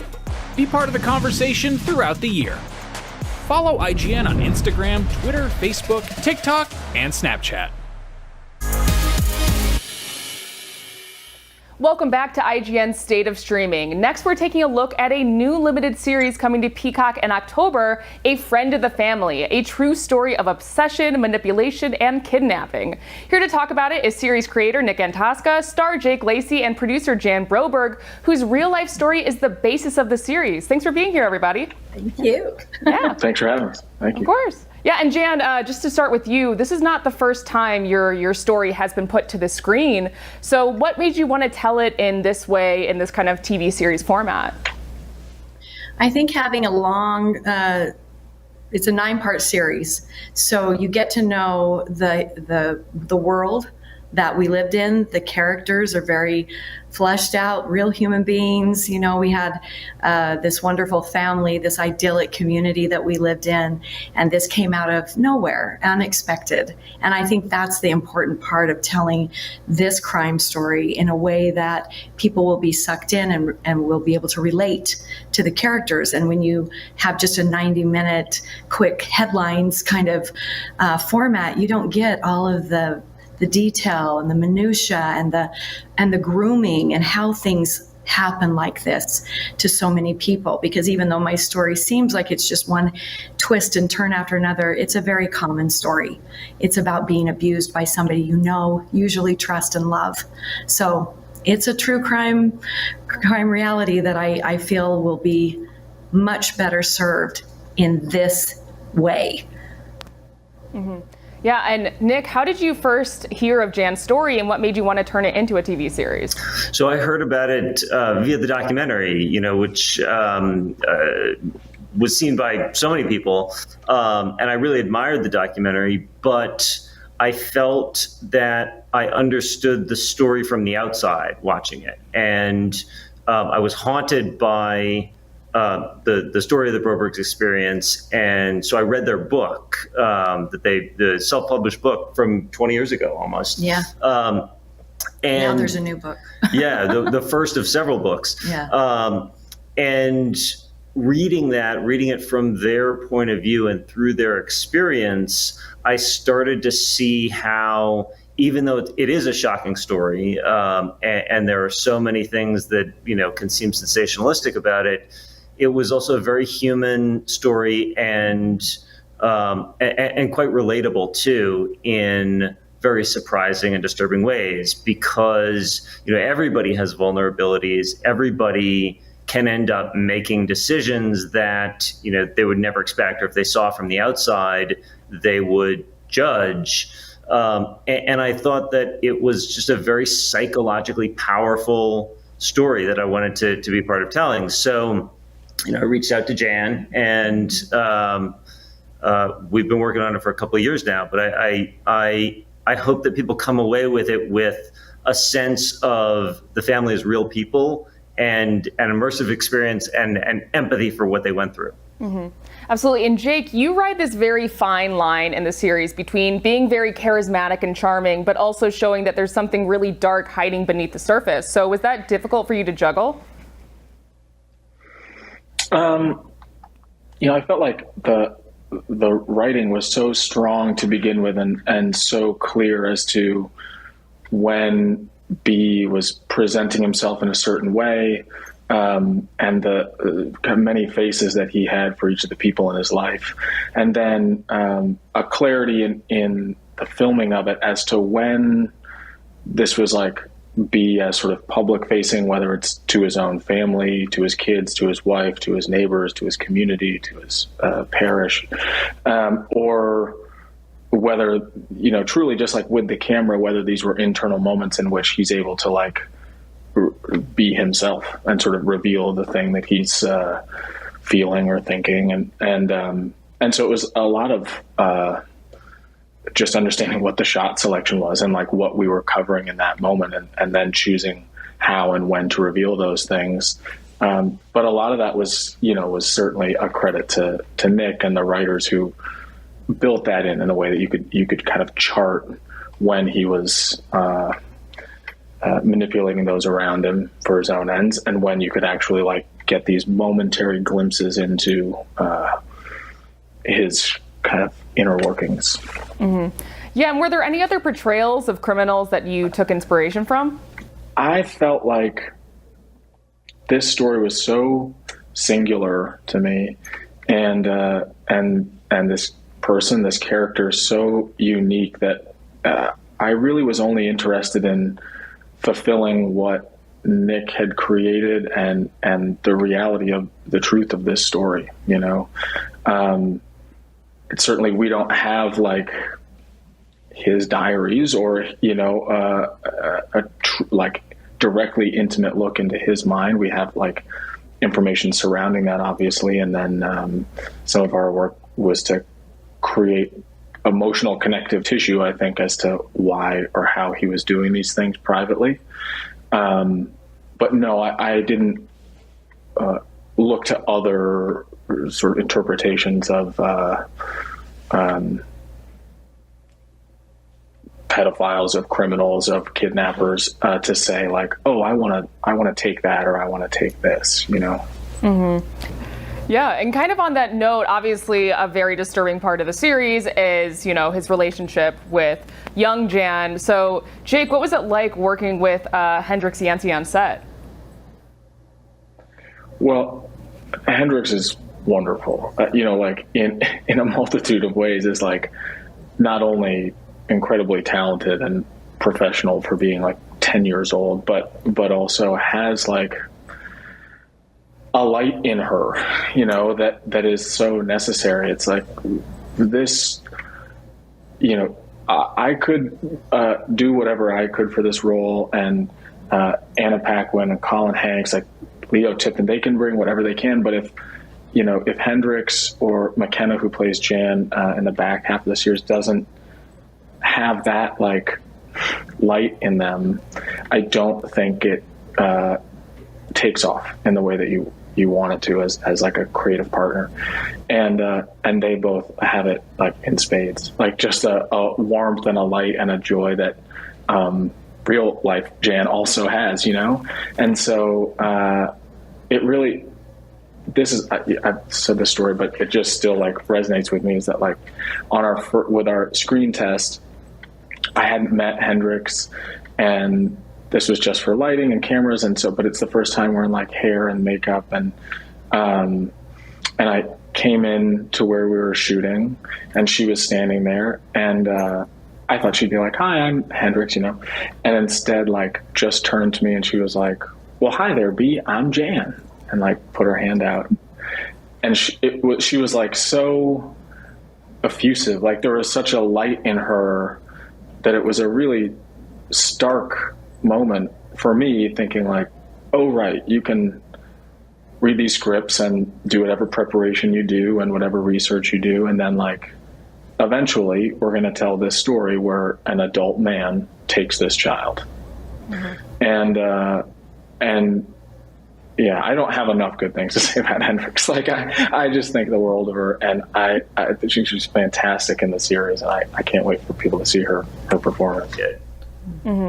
Yeah, and finally, a question for all of you. There's obviously a big difference between a 2-hour documentary and 9-hour-long episodes of a scripted series, just in terms of the scale of the story you can take on. So what do you think is the most important part of the story that you were able to expand on in the streaming format? And Jan, we'll start with you. I think the relationship between Berchtold and my mother, my father, my community, congregation, neighborhood, Karen, Susan, all the people around us, that to me is the key. The reason I started telling my story is because I wanted to help people see what they don't see, because it's so close to them. It's someone they already love and trust. And so those tiny, subtle, they are not red flags, they are subtle things that happen, and you make one decision or you have a thought and then you go, oh wait, no, that can't be true because that person's my brother-in-law. That whatever I was judging them about or something seemed off, you immediately dismiss it. Instead, I want the whole world to look and keep their antenna up. That's why I started a foundation, the Jan Broberg Foundation, is to help survivors and their families, because so much guilt and shame is involved in this kind of close, familiar abuse. And it's the most rampant abuse, and it's the least talked about. That was the purpose, that my whole family exposed themselves. Every nitty-gritty detail in the series is true, even if some things are combined or some things are left out. What is there for the true crime fans? It's all true. So I think that was what I wanted. I wanted people to see how that happened so it won't happen to them or to their child, maybe. And to me, going hand in hand with that, it's the texture and the fullness of their lives. Because to create awareness, you have to have immersion and empathy. Like I keep kind of emphasizing. And so I felt that our goals could go hand in hand, and what we could do in telling the story over 9 episodes was give the sense of the context in which this happened, like what day-to-day life felt like in this time, in this community, because it wasn't like it was all red flags. It was like 1% red flags and then 99% normalcy and going to school and playing with your friends and things that seem safe and mundane. And it was to tell the story truthfully, and the slow burn that happened over 6 years, you had to feel that and had to feel that it was authentic. So that's what we really tried to capture. Thank you guys so much for being here. A Friend of the Family is streaming on Peacock starting October 6th, but don't go anywhere. We've got more of IGN State of Streaming coming up right after this. IGN State of Streaming 2022 is presented by T-Mobile and presented by 5-Hour Energy Shots for every late-night streaming session.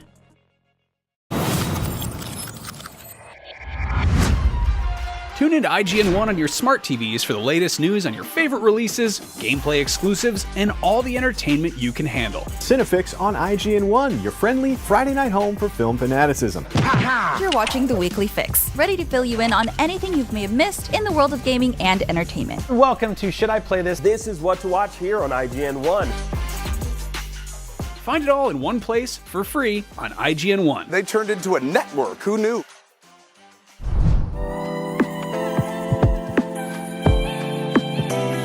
IGN Playlist is all of your games in one place. You can build your library and discover new games. Create and follow playlists from friends. Access guides for what you're playing. And rate and rank the games you love to share with the world. Available free with your IGN account. It's for players, no matter where you play. You're a busy gamer with plenty to play. Not a lot of downtime, but you still want to keep up with the latest gaming news? Fret not. No matter where you like to play, PC, PlayStation, Nintendo, Xbox, I've got the headlines you need to know about. When Half-Life 3 is announced, it'll be on the Daily Fix. When the Switch Pro is announced, you'll be the first to know. And when that big game you just can't wait for is delayed, yeah, I'll have that news too. The Daily Fix, with me, Nars. Weekdays, only on IGN.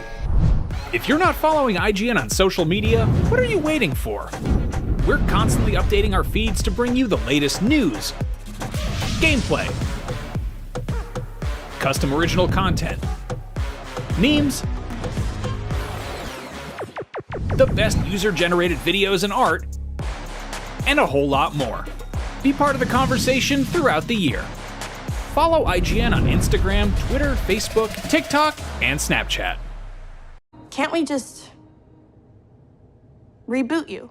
I wish it were that easy, Mads. This, it's like a zero-day flaw. You know what that is? Something there from the beginning. Except it wasn't an error. It was put there to control us, to limit us.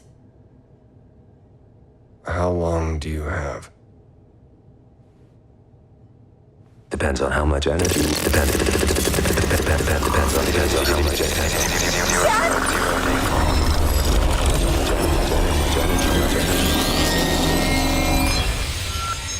It's happening! Do something! No, this is something else. They found you. You need to back up your memory. Now!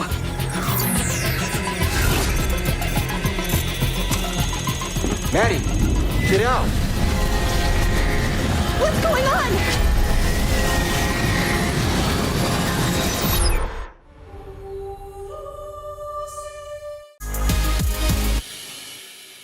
Pantheon is a brand new sci-fi animated show currently streaming on AMC Plus, exploring what it means to be both human and a ghost in the machine. And here to talk about Pantheon is show creator Craig Silverstein. How are you, Craig? Very good. Thanks for having me. Of course. Now, the show is currently available on AMC Plus, so people can watch it right now. They can binge watch it if they want to. But for those that are unfamiliar with Pantheon, can you kind of just describe what the show's all about?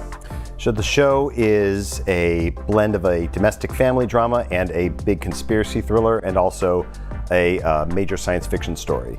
And it's about human consciousness uploaded to the cloud, the beginning of that.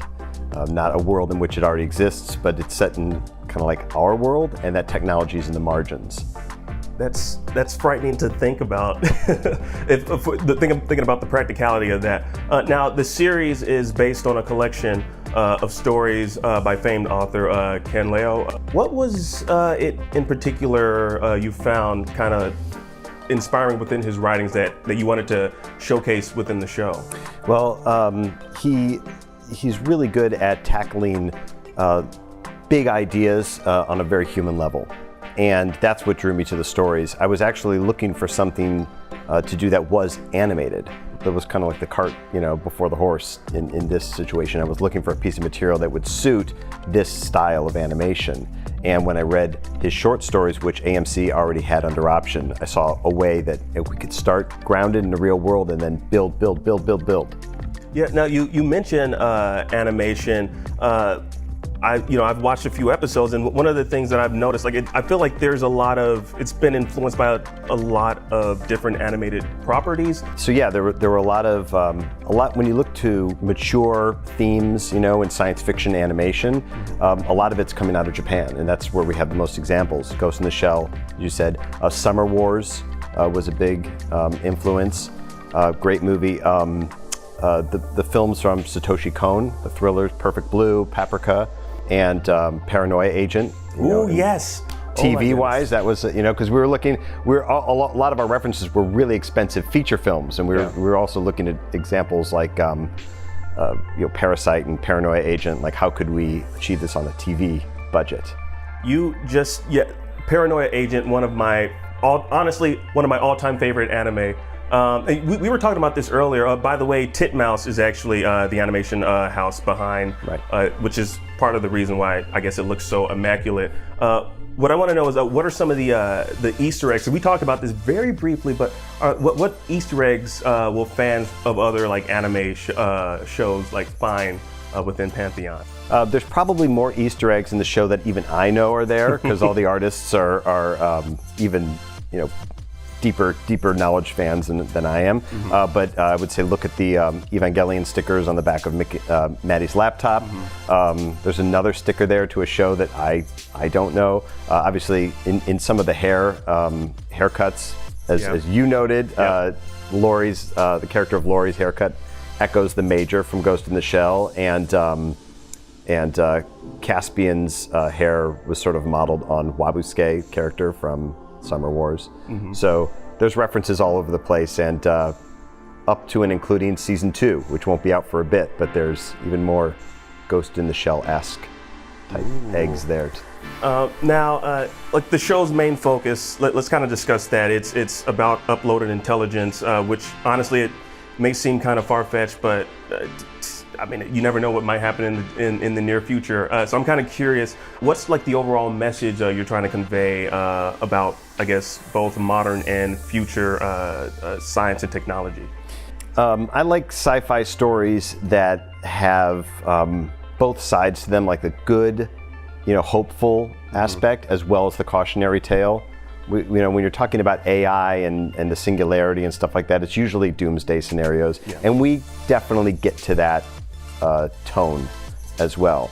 But the idea that you could still be in contact with your loved ones after, they die, in the case of, Maddie's dad, who has terminal cancer and elects to do this process so that he can keep going. It's about what would you sacrifice to live forever? Now, since this is State of Streaming, I want to talk about like the release schedule. This particular show is being released on a week-to-week basis, as opposed to like certain. And honestly, I'll tell you right now, like I feel like it needs to, because there's so much to unpack per episode. What are your thoughts on like shows that pretty much drop all at the same time compared to you releasing this show on a weekly basis? Do you think that would have affected the writing process at all, or? That's a good question. I don't know. I prefer week to week. I think about it like week to week drops. I've never been involved with something where it dropped all at once. But when you're talking about binging and serialized shows, I guess we do a lot less kind of catching you up and recapping. So I don't know if that eventually you're going to be able to binge it all, right? So, but yeah, I like to savor it. I like to go week to week. I like to wait. I'm kind of curious, how was it like working with Titmouse? There's a young crew there, and I'm pretty sure a lot of them, I mean, they're animation fans, they're working in animation, so I'm kind of curious, what was it like working with them on just like the look, the vibe of the show? It was amazing. The supervising director, Juno Lee, who's also an executive producer, and in my mind, 100% co-showrunner of the show. It was just such a great working relationship with him. He can control every aspect of it. It was really impressive. And we did a little pilot that no one will probably see. We produced in 2019, like a 10-minute short, just to prove to AMC, like, here's how this is going to look. You really, it's not going to embarrass you. It's going to look cool. We worked out a lot of the style in that process. It's not anime. It can't be anime. It's produced, here and finishing. The bulk of the animation's done in Korea. It's an anime influenced for sure. Sometimes we said Americanime. I might be the only person who said that actually. You're coining it. Yeah. But Titmouse, was fantastic and was able to adapt to anything. Well, like honestly, I'll tell you right now, I don't think you can go wrong with Titmouse. They are one of the most amazing animation studios that I've ever seen, and I'm a big fan of their work. and I'm a big fan of your work. Pantheon is amazing. Craig, I want to thank you so much for joining us today. Oh, thank you. Pantheon is currently streaming on AMC+. Now, if you're a science fiction fan and you love an unpredictable, thrilling, and ever-evolving story, you should definitely give it a watch. But right now, keep watching us here as there's plenty more State of Streaming coming ahead. Thank you so much, Akeem and Greg Silverstein. Pantheon is an interesting bit of sci-fi for sure, but we are squarely in our animation block here on State of Streaming. So speaking of animation, talk to me about Titmouse. Titmouse is an awesome animation studio here in the United States. I'm sure people have heard Titmouse. They've worked on a few small projects, you know, the new Beavis and Butthead series, Star Trek Lower Decks, and one of my favorite animated series, Love, Death, and Robots on Netflix. They do awesome work. But what's interesting is they're partnering with maybe an unexpected new streaming platform, which is Motor Trend Plus. Yes, for you car folks out there, you go to the dentist, the doctor's office, you got a magazine on there and you pick it up. There's probably a Motor Trend. You've probably even seen a Motor Trend somewhere. They now have a streaming service called Motor Trend Plus. And this is their first adult animated series. Wow, so Motor Trend Plus is now another live streaming service that we have to add to our wallets. What can people expect, like type of shows to show up on this platform? Well, this is their first big animated show, Super Turbo Story Time. Say that 3 times fast, which is really cool. People talking about, you're going to hear more about it in the interview upcoming, but people talking about stories about cars and Titmouse animating those stories and bringing them to life, which is just a really cool idea. So and also that is the home of Street Racer. Yeah. They have the rights to that. So if you want to watch old episodes of that, you can stream that on Motor Trend. Well, it looks like I'm going to have to put that live streaming service onto my wallet. But yes, before we send it back to Akeem to chat with the creators, here's a clip from Super Turbo Story Time, coming soon to Motor Trend Plus. There's people like the owner of the Lakers, the owner of the Clippers, Robin Williams. He wants this car. The first prototype, that was kind of the media car. Okay. It wasn't for sale, but the story goes, some crazy soccer player, a lot of money, eventually buys the thing. I say, dude, take it easy. Right. It's not 100%. Well, the exhaust falls off and catches fire to the carpet in the back. And they're like, bro, we told you to take it easy. You didn't take it easy. It's not our fault. Not our fault. Super Turbo Story Time is a brand new adult animated series speeding its way to Motor Trend Plus next year. And here to tell us all about it is the executive producer of Motor Trend Plus, Gabriel Van Huss, and executive producer for Titmouse, Daniel Katz. How y'all doing? Doing good. Thank you for joining me, of course. Now, cartoons, cars, and storytelling, I gotta say, those are 3 things that personally I love. So I'm kind of curious, how did the idea for this show, how was it conceived? And what made Titmouse kind of like the perfect partner to take on this particular project? We are huge fans of animation at Motor Trend. We think that our audience is mostly younger guys, and that's kind of the next frontier for storytelling, and it's been blowing up the past couple years. Obviously starting with things like Rick and Morty have kind of changed the paradigm for storytelling and what adults pay attention to, what they watch, and our audience is moving into that space in streaming where animation is really primed to be the next big medium of storytelling, and Titmouse has been at the forefront of that revolution, so we thought they were the perfect partners to tell our stories. And Daniel, what was the appeal for this project when they came to you all? I've done some work for Titmouse, and I'm friends with Chris P, who's kind of the boss who kind of, they brought this show together with Chris P. And basically my 2 passions since I was like a baby have been cars and cartoons. And for some reason in my career, I've never really gotten to do both. Like, I made an animated show about space, and there's no cars in space. But when Chris P called me and he's just like, hey man, we got this like car animated thing, I was just like, yes, I'll do it. And he's like, you don't want to hear more? I was like, no, cars and animation, Chris, that's all you have to say. I'm on board. I'm kind of curious, what is the format for the show, if you can kind of like break it down, like just general sense for our audience?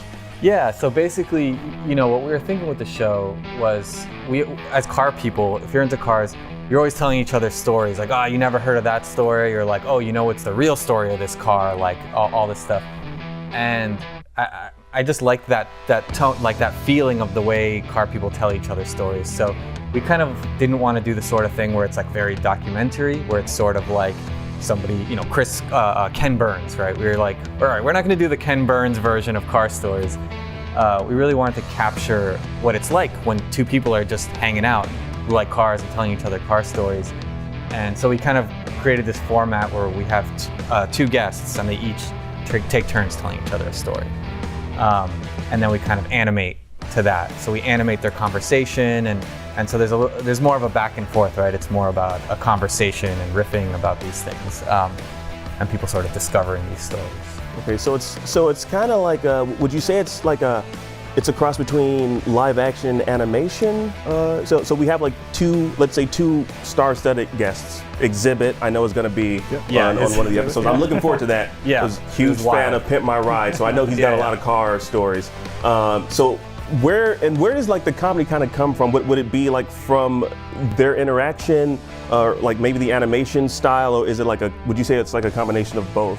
A combination of both. What we love about this show is that the stories aren't verifiable, right? They're either personal stories like Exhibit's car stories, which are wild and out there and super fun, or they're things that are lost to history. And so the animation comes in to fill in the gaps. Like there's no footage of it, there's no magazine articles of it.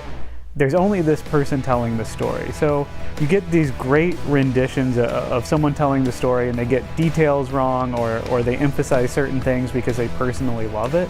And then the animation fills in the gap, and that's where you can really dial in the comedy and find those really funny gags to go along with whatever they're talking about at the moment. And it's an 8-episode, I would kind of say like pseudo-anthology series. So with that, because there's so many anthology series that have existed out there. So, and what happens with that is it's like different animation styles. So I'm kind of curious, will each episode have like a similar animation style or different? Yeah, I think overall the animation style is pretty consistent, but I think like we have stories. I think our oldest story in history is from like 1902, and then we have Exhibit story, which is current. So it's almost there's over 100 years of time. So I think certain stories will have kind of a style to their own. Like we're doing the story of the Vector, which is like all very 80s and Outrun, and so even though the animation style is the same, like there's still tonally a lot of differences in the stories and the way they feel. Yeah, there's a lot of inspiration from 80s animation to, we're telling the story of the Midnight Club, which is like the famous street racing group in Japan. So super anime inspired. So anime, kind of Easter eggs, a lot of overlays that feel very anime and animation style. So while the style is consistent episode to episode, there's a lot of inspiration that we're drawing from different eras of animation. That's good. So we'll probably see some like Speed Racer Easter eggs as well. I know that like currently right now, I think that's the only animated show that you all have on the platform, on the streaming platform. So I'm kind of glad that this is happening. Like I know, so it leads right into my next question. Adult animation is fairly popular across streaming platforms, and with this being like the first original animated series for Motor Trend Plus, is there a chance of this, maybe like opening up the door for more on the streaming platform? We hope so. Again, we feel like animation is such a unique kind of unbound version of storytelling where to do stuff with real cars is very expensive. And not only do you have to do things with stunts and like actually making sure people are safe, actually building the cars and getting the cars ready is super expensive to tell that level of storytelling and narrative. So animation is like a unique way for us to get into narrative storytelling that someone like Motor Trend can really embrace in ways that we can't in live action. Now, aside from this being an animated show, what do you think will set this show apart from other shows on Motor Trend Plus? Definitely the comedy angle. A lot of our shows are very, I wouldn't say serious, but they're very dialed into fact, very dialed into process and detail. And this show aims for none of that. Like we really are telling stories loosely, playing fast and loose with the rules and details, and letting the comedy come from these great stories and our storytellers who are very passionate about the content in a way that may or may not be right to like the historical detail of it. Well, Gabe, Daniel, I want to thank you both for joining me to tell us a little bit more about this show. I am super duper excited for it. And also, I'm expecting to see maybe some Megas XLR Easter eggs, some Motor City Easter eggs. I don't know if they are in there, but I'm hoping they are. Maybe in a Kim somewhere in the background. Yes! Oh, I would love that. Super Turbo Storytime will be speeding its way onto Motor Trend Plus in 2023. So unless you have a DeLorean powered by plutonium or a Mr. Fusion energy reactor, you're gonna have to wait for the future. And I guarantee you're gonna see some serious stuff. I have to say stuff. But we got plenty more streaming stuff coming right ahead, so stick around. IGN State of Streaming 2022 is presented by 5-Hour Energy Shots for every late night streaming session. And presented by T-Mobile. The only thing better than listening to IGN podcasts is watching them. Luckily, all your favorite weekly shows are here on IGN One. Whether you're chasing the latest Xbox releases with Unlocked, looking for your PlayStation fix with Beyond, tracking everything coming to Switch with Nintendo Voice Chat, or catching up on this week's gaming news with GameScoop, we've got you covered. Check it out. Tune in every weekday at 5 p.m. for the best gaming coverage right here on IGN One. Everybody loves watching a speedrun of their favorite game, but what if you got a chance to peek into the mind of the developers behind those games as they watch their hard work get completely destroyed right in front of them? What is happening right now? That's exactly what happens on every episode of Devs React to Speedruns. We invite you to ride along with the developers as they watch, react, and enjoy some of the craziest gameplay by the most skilled speedrunners on the planet. Tune in every Saturday for a brand new episode. In a world with non-stop news about Marvel, Netflix, and Star Wars, you need a show with accurate reporting, hard-hitting commentary, and me. I'm Akeem Lawanson, the host of The Fix Entertainment. Whether it's the latest superhero scoop, film fiasco, or anime announcement, I'll be right here covering all the latest in major studio headlines and pop culture news. Make sure to catch The Fix Entertainment wherever you watch IGN.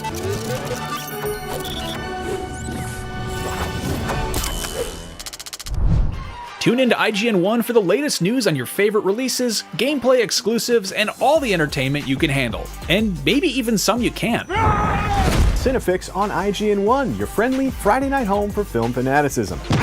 You're watching The Weekly Fix, ready to fill you in on anything you may have missed in the world of gaming and entertainment.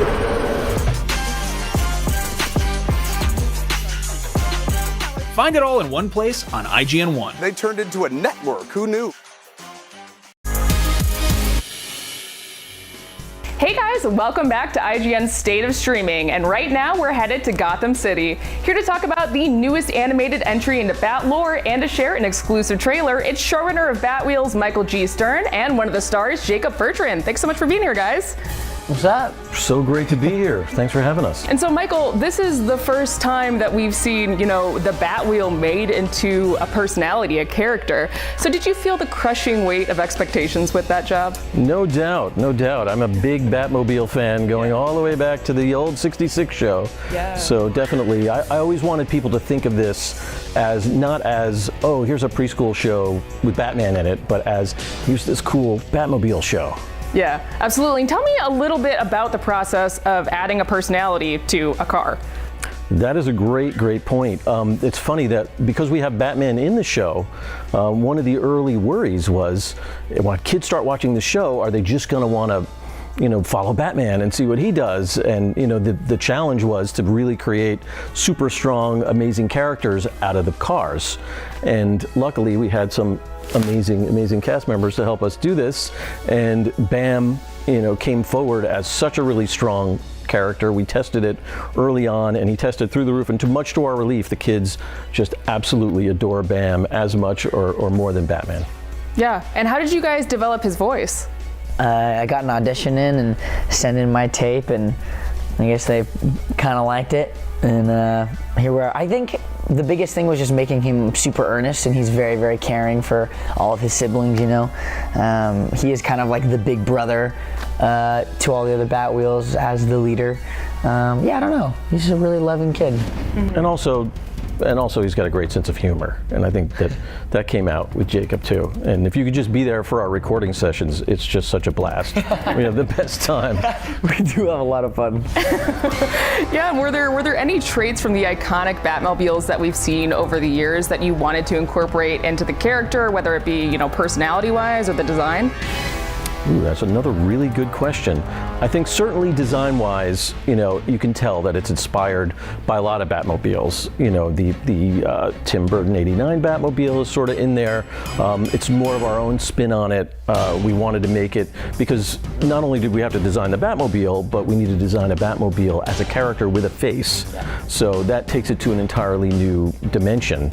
So until we actually, put the face on there and understood what it meant, because sometimes in the show the Batmobile is just the Batmobile, and sometimes the Batmobile is Bam, that those two things both had to work. And then when you added in the voice, as soon as we got Jacob's voice, I think the animators really were able to bring it to life, and sort of use that as an inspiration, that kind of grounded, wonderful sort of every kid voice that Jacob brought to it. Mm-hmm. Yeah, Michael, you mentioned that you're a fan of, the Adam West, 66 kind of thing. So do you guys have a favorite Batmobile of those we've seen so far? One of my first Batmans was the Christian Bale Batman, unfortunately, and I loved his Batmobile. Although the new Robert Pattinson one was pretty cool too. And Jacob, what's it like to be a part of the DC universe now, and were you a fan before you were cast as Bam? Oh yeah, it's pretty crazy to know I'm kind of like a part of the DC universe, and definitely thank you for the opportunity. Of course, and we are hey, the Batwheels verse is part of the DC multiverse. I mean, the people in charge of DC came to us early on and they said, your world is your world, so lean into it, so we have just a little bit more vehicle friendly, a little bit more colorful, a little bit more fun and funny version of the DC universe, and the entire DC universe is available to us. Yeah. So we'll be drawing on lots of that, and there's lots of fun to come for everyone watching who are big DC fans. And talking about the rest of the cast, we are, as everyone should be, huge fans of Ethan Hawke. How did he become part of the show? So Ethan read the scripts and really sort of understood right from the start what we were trying to do, which was really great. And he understood that, we were approaching it with a little bit of a sense of humor, a little bit of a wink, but yet, we were keeping Batman. That's the whole key to the show, was that we didn't sort of kidify Batman.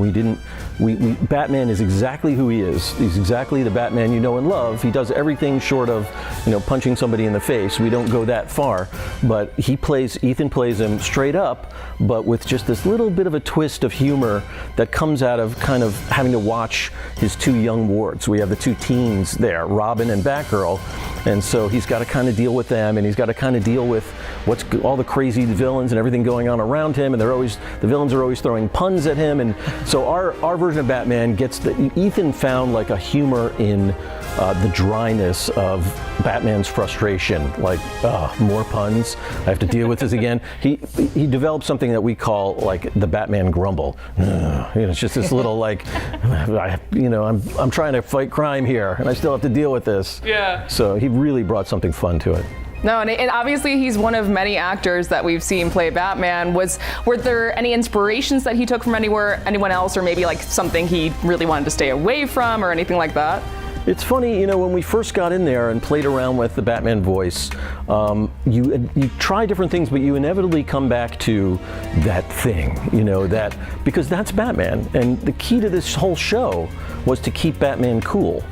Like, we didn't want to get into a big parody of Batman. We didn't want to be making fun of Batman. We wanted to keep him cool because the reason that, this hasn't always clicked in the past for this audience is because they've never really got to meet the real Batman or the real superhero, whoever that may be. So we're offering up a version that is really true to the character that I think anyone will love. The kids, the 4-year-old watching it, the older sibling, parents, Batman fans, I think they'll all love it because we stayed true to that character, kept him cool, didn't make it feel like some kiddie show for them, while at the same time for the young kids, it's just exciting and fun and they're right with it. Yeah, well that's good because we know how generation spanning Batman is. But to bring it back to Bam, Jacob, does Bam have any like catchphrases or anything like that you can share with us today? Oh wow, am I allowed to? Why not? My wheels are turning and my rubber's burning. Right? Rev up and peel out. Oh, high five? Let's drive. Let's drive. Okay, that was it. Yeah. That's a good one. I like that. That was a good one. High five, let's drive. And what was your favorite part of bringing Bam's voice to life?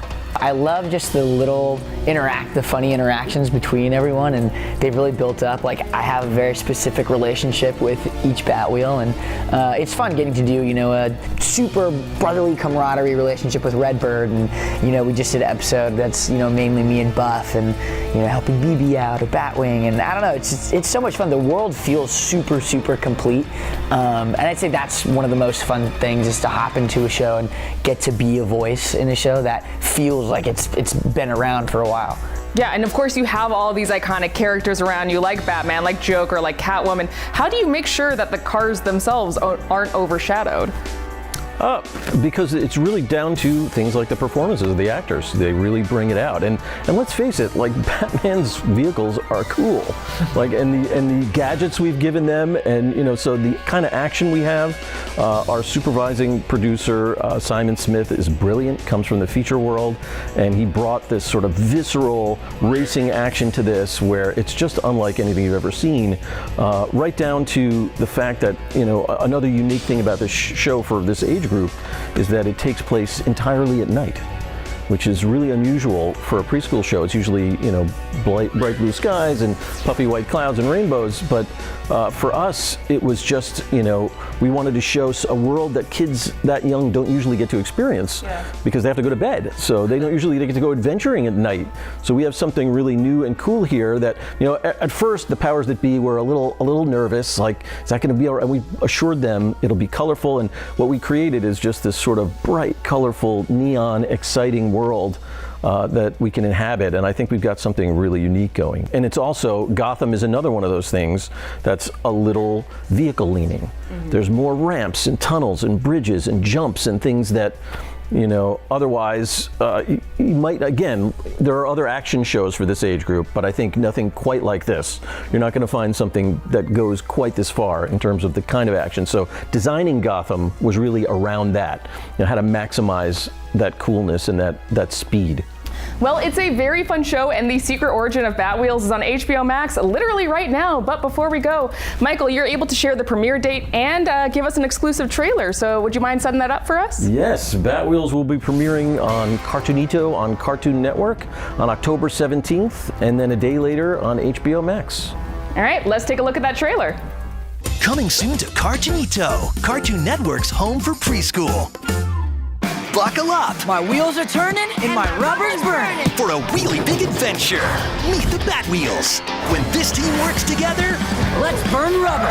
Nothing can slow them down! It's quiet. Too quiet. I can make some noise if it'll make you feel better.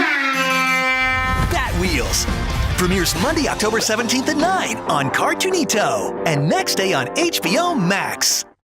That was the Season 1 trailer of Batwheels, but don't go anywhere. We'll be right back with more of IGN's State of Streaming 2022. IGN State of Streaming 2022 is presented by T-Mobile and presented by 5-Hour Energy Shots for every late-night streaming session. I'm Akeem Lawanson, and this is What to Watch on IGN1. It's a weekly show where we check out the latest and greatest in trailers, reviews, and everything else in the world of entertainment. Tune in to new episodes every Friday at 9 p.m. on IGN1. IGN is your go-to for the latest and best in games, movies, and television. And with over 50 million IGN subscribers, you're in good company. Oh, we're shooting turkeys! Thanks to your help, we've raised over $100,000 for charity. Brought you and creators the world over together for events like Gamescom and DC Fandom. Brenton Thwaites here, I play Dick Grayson. And made your voices heard. You voted almost 30 million times in our best video game of all time and Super Movie Madness tournaments, and posted over 40 million times on IGN's message boards. The chat must flow. Catch our unending stream of up-to-date news and so much more over at IGN.com or subscribe to IGN on YouTube. And check out IGN Games and IGN Movies and TV for deep dives into your preferred pop culture. Plus, IGN guides to get help on veritably any game from our team of experts. No matter where you are, IGN.com, YouTube, Twitter, Facebook, or Instagram, IGN has you covered.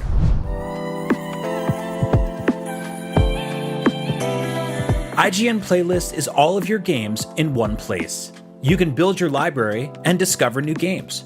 Create and follow playlists from friends. Access guides for what you're playing. And rate and rank the games you love to share with the world. Available free with your IGN account. It's for players, no matter where you play. What's up, everybody? I'm Stella Chung, and you're about to get your weekly fix. This is the show where we round up all the biggest gaming and entertainment headlines you won't want to miss. Tune into new episodes every Saturday at 12:30 p.m. Eastern and Pacific on IGN1. Welcome back to State of Streaming, my friends. Our next guests have a new show, fresh out the oven, ready to deliver to you, literally today, or your order is free. From Hulu's new food competition show, Best in Dough, Wells Adams, and Chef Daniele Uditi. Guys, thanks so much for being here, and sorry for all the puns in that intro. Really appreciate you being here. I love the puns. I consider myself the delivery boy of this show, and if you don't love the show in the first 30 minutes, the rest of the season's free. I don't know if I can legally say that, but let's go with it. You heard it right here, folks, from Wells Adams. That's a fact. No. Oh, guys, just want to get right into it. We're gonna get really high-minded about pizza here for a minute. In the description of the show, it talks about a universal love of pizza. So why do you think pizza is such a community-building food? Daniele, can we start with you? I mean, I think in every culture, as first of all, hi, beautiful people, ciao. In every culture, there is a flatbread, right, with ingredient on top. So, give or take, everybody has their own style of pizza. So at the end of the day, it's a familiar food. It's something that takes you to your childhood because everybody had a slice of pizza and their own favorite things. And I think that's why it's the most iconic food out there. Listen, when you're drunk, what are you eating? You're eating pizza. And what do they say about people who are drunk? A sober man's thoughts are a drunk man's words. Well, a drunk man always wants the truth. The truth is pizza is delicious. So it's for everybody. Of course, you have to make it all about the drinks. That's not.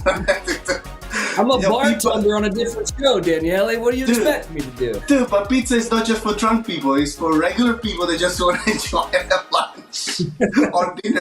Folks, for those of you who don't know, if you're wondering what show Wells is making a reference to, he's a part of the Bachelor universe. He will be on Bachelor in Paradise. My wife and I are huge fans. Wells, that's a different show. We're not talking about that right now, but be sure to check him out on that. But Daniele, I know you're from Naples and you grew up around baking and pizza and just a lot of dough, right, in general. But with this baking show, can you talk about anything that was?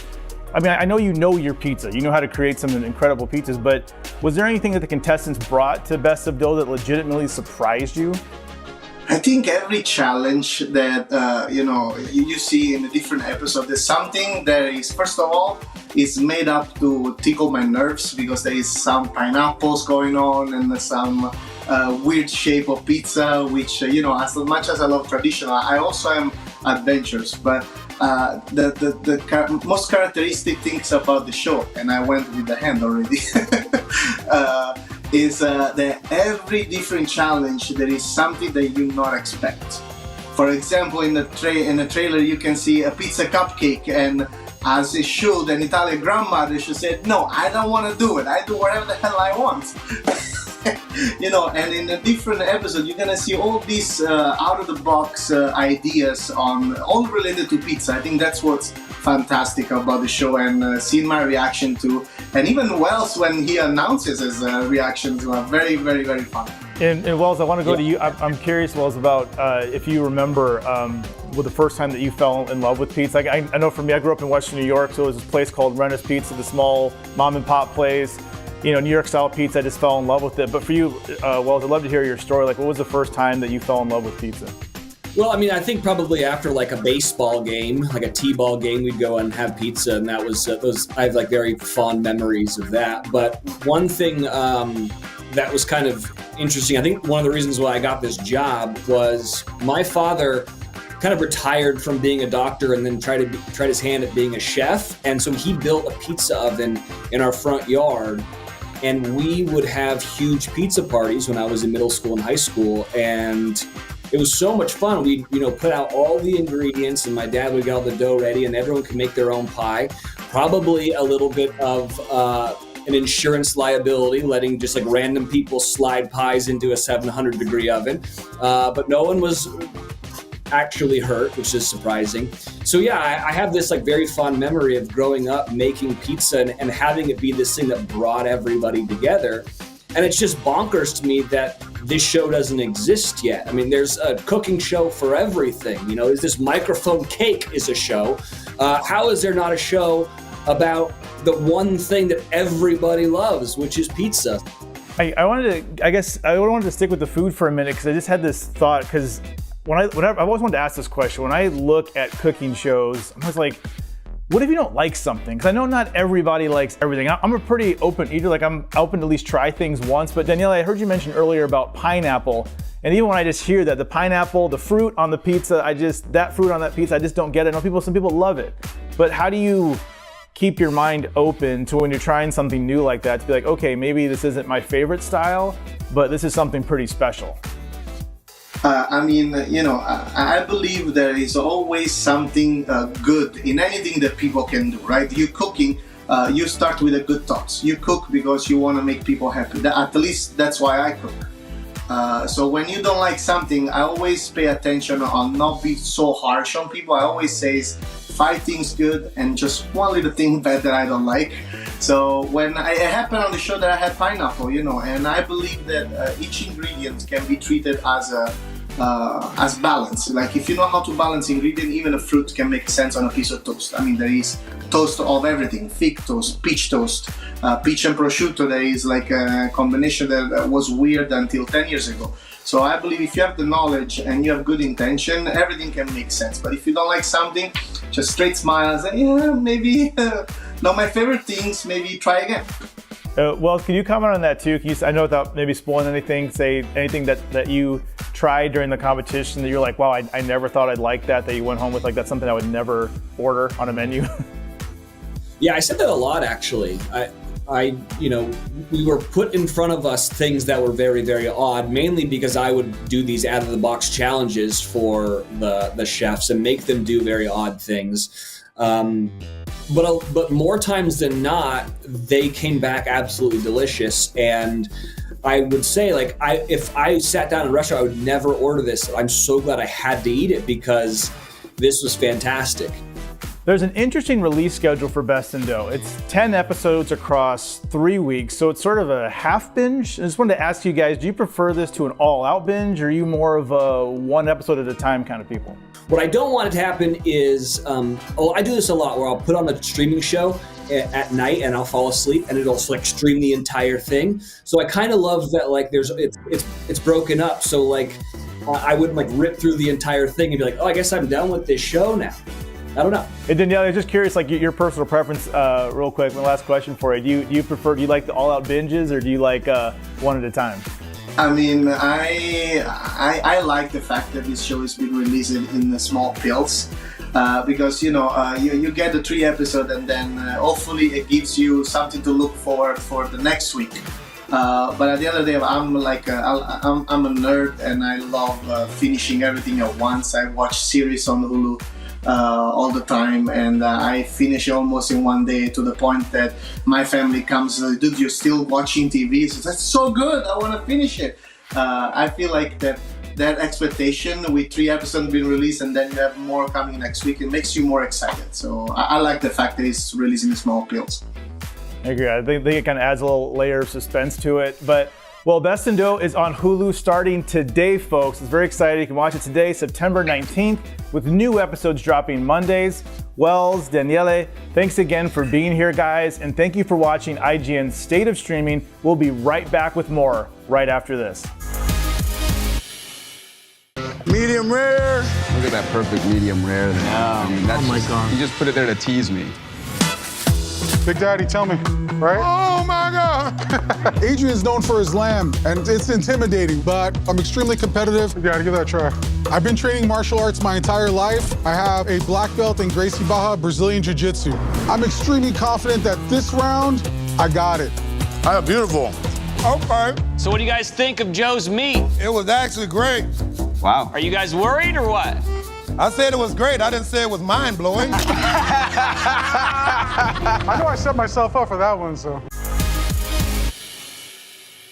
Well, we just spent 10 minutes talking about pizza, and there's nobody else we can talk to about anything better than pizza, but I do want to bring it home by talking to you guys who are the experts about the state of streaming. So let's get into it. Yeah, David. Do you want to talk about the budgets on the higher side of things and what streamers are doing to compete with each other? Yeah, especially since because streaming is the most expensive, some of their tier pricing for some of them, Disney is like the lowest for some reason, but then you have like Amazon and Apple TV. Obviously people are looking at their wallets like, oh God, I don't want to add another streaming service. But let's talk about pricing. Alex, what are your thoughts? Yeah, so I think people are really responding as far as pricing goes to like what's on the streaming platform right now, which is why I think Disney Plus is really interesting, because I know a lot of people who will like cancel their subscription while there's not a Star Wars or Marvel show on and then renew it when there is a Star Wars or Marvel show on.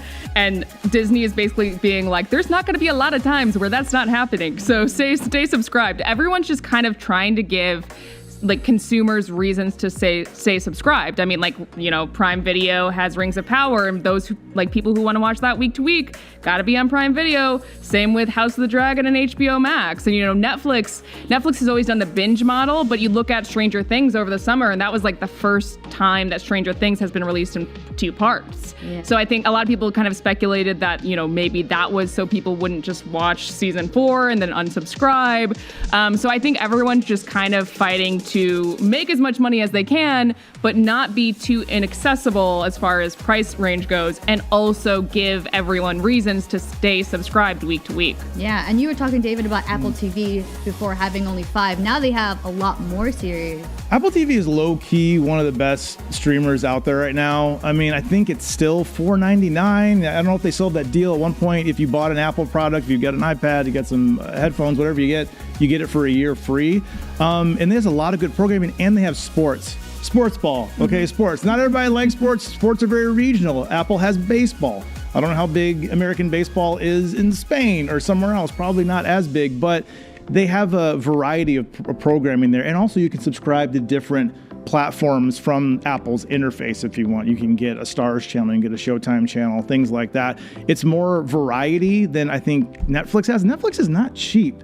If you want I don't know, maybe it's just me. I like to see the content in the best form that I can, so I want the 4K package. 4K package costs $20. That's a lot, and Netflix is under 10. You know, Amazon, you get 2 free days shipping on top of, for Prime, on top of Lord of the Rings. So I don't know, it depends it depends on your budget, but the beauty, like Alex said, my favorite thing about streaming is you can cancel anytime. I'm old, you can call me out in the chat, I'm old. Back in the day, you'd have to call the cable provider and you have to be on the phone with them for an hour about, I want to cancel, what can I do? It'll take an hour to get off the phone to cancel your cable subscription. Here, if you want to cancel Netflix, maybe you answer one question, you cancel and you're done. So streaming is the way to go, but it's not cheap. Yeah, and then considering there's like an IP war, obviously, like specifically with Stranger Things. Amelia, can you talk to me about how, like, obviously Stranger Things is super expensive, but Netflix is doubling down on that series, obviously, with the season 5. What can you tell us about like the idea of like IP wars, and if it's actually a real thing between the platforms? I don't think it's real. I don't think it's real in the same way that, you know, some folks will say, well, it's Marvel versus DC, or it's Star Wars versus Star Trek. It's not. You can like all of those things. And that's why, like, the IP wars don't really, I think they're fake. I think they're a talking point that we use, and that maybe some, like, fans will have conversations around when they want to argue about something, but that's kind of the beauty and the difficultness of our state of streaming right now, where there's just so much. And I guess maybe that is where it could come in. We're like, well, maybe if I'm watching all of this, I'm not going to watch this over here. I do want to highlight Apple, which hasn't joined that IP war conversation yet, but I do think that we will see them join it a little bit with Monarch. I think that's going to be their big play into the fight there with their Godzilla versus Kong. You were saying before as well, David, that sometimes people like unsubscribe to certain things when their favorite shows are not there. So talk to us about like what happens when everyone's subscribed? What happens when, you know, prices go up for some of these things and they start like injecting ads in between some of the shows? Well, I think we're getting, I don't want to say we're going to do a point of saturation. I think Disney grew like over like 10 million or something. They had really good growth, but Netflix lost 1 million subscribers. So we're getting to a point now because there is so much TV to watch. Like, wait, I don't need to be on Netflix right now because maybe Stranger Things is off. That's what I have Netflix for. I'm done. What's on Apple? What's on Disney Plus? You can move around like that. So I think it's been the goal of all these streamers is to keep people subscribed as long as they can, to give them the most content. I think, now I can't speak again for the rest of the world, but I know, for instance, we have Peacock has the rights to the Premier League in the United States.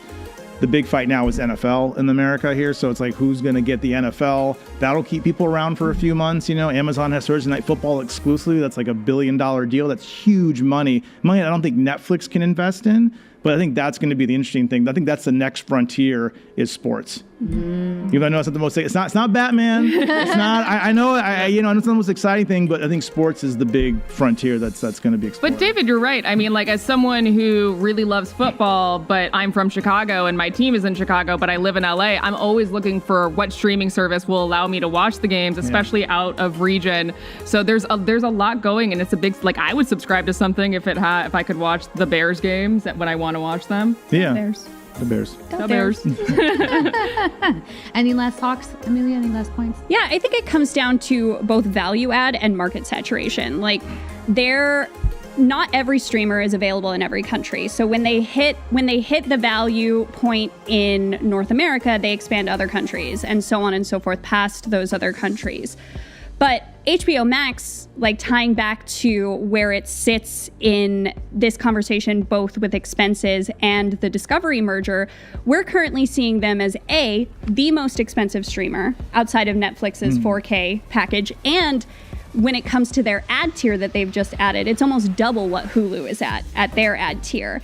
And we're seeing them pull back on the availability on their streamer. So, like, they're stuck in this weird spot where they either have to expand or they have to stop focusing on their streaming platform as much as they have been in the past. All right. So this is my last question for all of you guys. But as experts, what platform do you use the most? And obviously, what would you recommend for anyone that's like, I only have $15 that I can spend a month on a live streaming platform, where should I put my money in? We'll start with you, Alex. So it totally depends what you're into. It's funny because I watch all my streaming services on my Xbox. And so, like, Hulu is always consistently in there because it has a lot of, like, kind of my comfort shows, like kind of like sitcoms, like How I Met Your Mother, or things you can just turn on. So I think it entirely depends on what you're into. If you really like seeing things like What We Do in the Shadows or like sitcoms, Hulu has a lot of those. But if you're looking for more original shows, Netflix has tons and tons and tons of those. But HBO Max also has a really fantastic movie selection. So I go to HBO Max a lot for their movies. David? You know, it's weird. Again, I'm old. I think it's YouTube TV probably, which I know is a way to consume a new way of consuming cable. But at YouTube TV, I still have a DVR set, and I still I digitally fast forward through things, and that's where I watch my sports ball and all that, and probably YouTube TV. Honestly, I think it's a great. No, it's not an ad. I've never heard of it. I like YouTube TV. I use YouTube TV probably the most. Wow. Yeah. Not because it's the best show, it's just because I still use the traditional cable system. Yeah. Now I gotta get YouTube TV. Yeah. Amelia. It's seasonal because, like, my job is to watch all of the shows. So, like, it depends on what season it is. But when I am watching something not for work, it's always on Hulu because I can watch my dumb cooking shows that don't require me to pay attention at all. But if I had to recommend one, it's got to be Apple TV+. So Apple TV is like the one that everyone should watch. It's not the most shows, but it's the best show. Yeah, it's like if you're doing, again, sorry, all the sports references, batting average, I think Apple's got a good batting average. Like there's more good than bad. Well, we do review most of them, and I like as the reviews editors, I see all the scores, and the scores are always high. Yeah. For Apple, like their shows are all good. Quality over quantity. They outbat sports metaphor.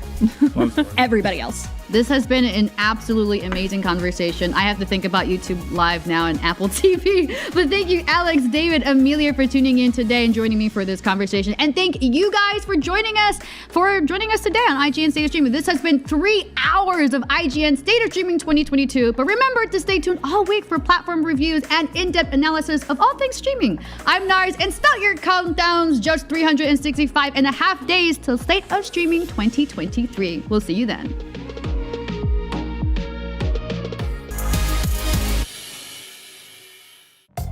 IGN State of Streaming 2022 is presented by 5-Hour Energy Shots for every late-night streaming session, and presented by T-Mobile.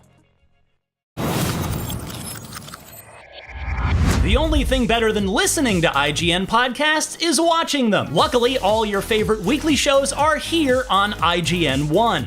Whether you're chasing the latest Xbox releases with Unlocked, looking for your PlayStation fix with Beyond, tracking everything coming to Switch with Nintendo Voice Chat, or catching up on this week's gaming news with GameScoop, we've got you covered. Check it out. Tune in every weekday at 5 p.m. for the best gaming coverage right here on IGN One. Tune into IGN One for the latest news on your favorite releases, gameplay exclusives, and all the entertainment you can handle. And maybe even some you can't. Cinefix on IGN One, your friendly Friday night home for film fanaticism. You're watching The Weekly Fix, ready to fill you in on anything you may have missed in the world of gaming and entertainment.